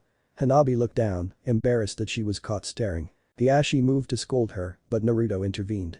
"It is quite alright, Hyuga-sama. I am used to more vengeful stares, so a curious one is welcomed. I'm sure your curiosity will consume you if it goes unsated, so please ask away, Hanabi-sama, it's fine." Naruto smiled warmly at the girl, coaxing her out of her shell. "Ah, okay. I was wondering about your scars and why your hair is such a unique red color. I apologize if I am prying." She cast her glance down and to the side after finishing her inquiry. "Well, my hair is a trait I received from my mother. The Uzumaki were infamous for having dark, almost blood-red hair. As for this scar, I got it from the demon blade Kubikirabacho. I had a run-in with Zabuza, the demon swordsman of the mist, and I suffered this wound during the fight. I made a mistake and this is the price I paid," Naruto explained, ghosting his hand across the scar tissue. "Did you win the fight?" Hanabi asked. Her excitement at hearing more of the tale was clearly visible. Naruto shook his head. "No, the battle ended in a stalemate. My team and I ran into him again a couple months later at the end of our mission, and we defeated him. I think Kakashi-sensei even brought the sword back to Konoha, although I think your father would know more about that than I would," he answered with a smile. "Is there anything else you are curious about, Hanabi-sama?" She was about to jump at the chance to further sate her curiosity until Hiashi stepped in. Now Hanabi, I'm sure there is a reason our guest has come to speak with us. If you are that curious, maybe you could bend his ear after the meeting," he spoke with practiced ease. Surely he had this exact conversation with her countless times, if the giggle from Hinata was anything to go by. "I'd be glad to sate her curiosity at a later time. As for the reason I am here, it is twofold. The first, to hear what you had wished to speak with me about earlier today, and the second is to formally request your permission and blessing in courting your daughter, Hinata-sama." Naruto ended his statement by bowing slightly from his seated position. Hanabi's eyes shot open. Of all the things she expected to hear when her father requested her presence for a meeting, this was the last.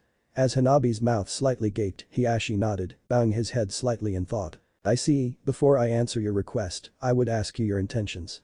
I am sure you are aware that I have withdrawn my decision years ago about removing Hinata as my heir. Are you seeking to gain influence over my clan in the future?" the Hyuga head asked. His tone was one seasoned from many political ventures. "My intentions are nothing so underhanded, I care deeply for her. As I'm sure you are aware, she has been one of my only friends since a young age. I am sure I caused you many headaches when we were younger, and for that I apologize. I must clarify, however, that Hinata's companionship has been the single greatest treasure I have ever received." Naruto fixed a Hyuga head with a look of honest determination. He knew he had to make a compelling case, given his status. "I see. As a father, I am relieved to hear those words. Many suitors have come for less noble reasons. If you do not seek to gain influence over the clan, then what would you do if she is declared my heir?" Hiashi focused intently on the redeed. The situation being proposed held numerous political ramifications if not handled properly. The boy was the sole remaining heir to two very powerful clans. "I am the heir to two clans myself and have yet to fully grasp the gravity of what lies ahead for me in that aspect. As such, I have no desire to take on a third clan and I will leave Hyuga business to you and your daughters. If you wish to make Hinata-sama your heir, then at that time, we can evaluate and adjust accordingly. I am not here and asking for your blessing for any reason other than I love your daughter, Hyuga-sama, and I wish to have her by my side. Any and all complications that may accompany her, I would work through with her to find an agreeable solution." Hinata had tears in her eyes by this point. Her father had also taken notice. "Hinata, what are your thoughts on this boy's request?" he questioned, looking over towards her. She seemed surprised by the sudden question and took a couple seconds to register she had been addressed. "May I speak freely, father?" He nodded and she gulped, steeling herself for her coming statement. "If you decide not to give this relationship your blessing, I would pursue it anyways. I have loved Naruto-kun for as long as I can remember. He pulled the shy demeanor I once had away and has shown me nothing but kindness and friendship. I decided long ago that I would not be denied my happiness with him. Hiashi was startled by the ferocity in her gaze. Her determination was evident and for a moment he could see his late wife sitting in front of him, giving him her infamous look. To the room's surprise Hiashi smiled.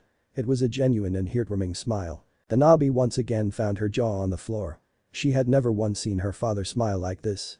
It was so foreign to her that she couldn't muster up the ability to even move. Very well. You have grown to be a fine young woman Hinata, your mother would be proud. As long as you pursue a relationship with Naruto, I relinquish your status as my heir and pass it to Hanabi.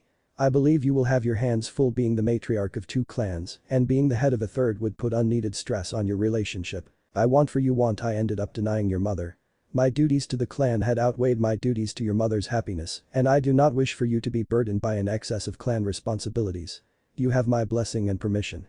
As he finished, Hinata let out a quiet sob and grasped Naruto's arm. She turned his head and pushed her face into his shoulder, trying to hide the tears in her eyes. Naruto allowed a warm smile to cross his face as he placed his hand on her thigh and gave a comforting squeeze. I believe I speak for both of us when I say this, thank you Hyuga-sama for granting my request. Before you accept, I must insist you hear me out on why I wished to speak with you earlier today. Upon revelation of your lineage today, I feel it is my duty as a close friend of Minato's to apologize to you. I had not known he had a living heir and that it was you no less. The night of your birth makes a lot more sense in hindsight. He always did have a peculiar relationship with Kushina. I am disappointed in myself for not discovering the truth, Hiashi trailed off for a moment, a lost look in his eyes. Sorry, there are a lot of memories I have of those too, but I digress. I beg your forgiveness, Naruto, for not looking after you, as I should have done. I had not known, but it is no excuse. Instead I had treated you with disdain for circumstances beyond your control. I have no excuse for my actions, and I hope that you can find it within yourself to forgive my foolishness. Hiashi bowed deeply, his head almost touching the table as he finished his request. Hinata and Hanabi shot upright, frozen with looks of shock at the 2 men in the room. Never had the sisters seen their father ask forgiveness, and never had they seen him bow to anyone aside from the Hokage. He was much too proud for such actions. Hanabi began swiveling her head, looking between her father and this deed that seemed to humble her father. Taking note of her reaction, Naruto let out a chuckle. It seems you have piqued your daughter's curiosity yet again Hyuga-sama. I have never held any ill will towards you or any of the clans for that matter.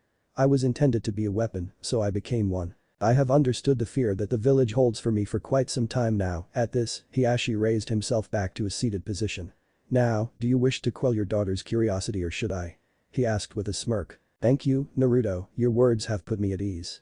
I'll relieve you of the responsibilities of easing Hanabi's curiosity, however I fear that you may experience a siege of questions once I am done, he replied, allowing a rare smirk to grace his face for a moment. As Hiashi turned to explain exactly who Naruto was, Naruto turned towards Hinata and pulled her to his chest.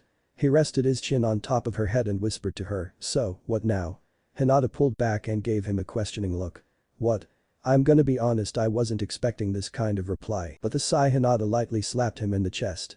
Before she could speak, however, she found Hanabi sitting right beside her, staring up at Naruto with a mystified look. Naruto chuckled as he looked at her. Yes, Hanabi-sama. You don't have to address me so formally, just Hanabi is fine. And I want to ask you some more questions. Her excitement was bubbling over, and everyone could tell she was struggling to keep herself seated, even if she had relocated in excitement. Ah yes, I'm sure you have quite a few questions. What can I answer for you Miss Hanabi? He asked, adding the joking miss instead of the proper suffix. She scowled at him for a moment before remembering her questions.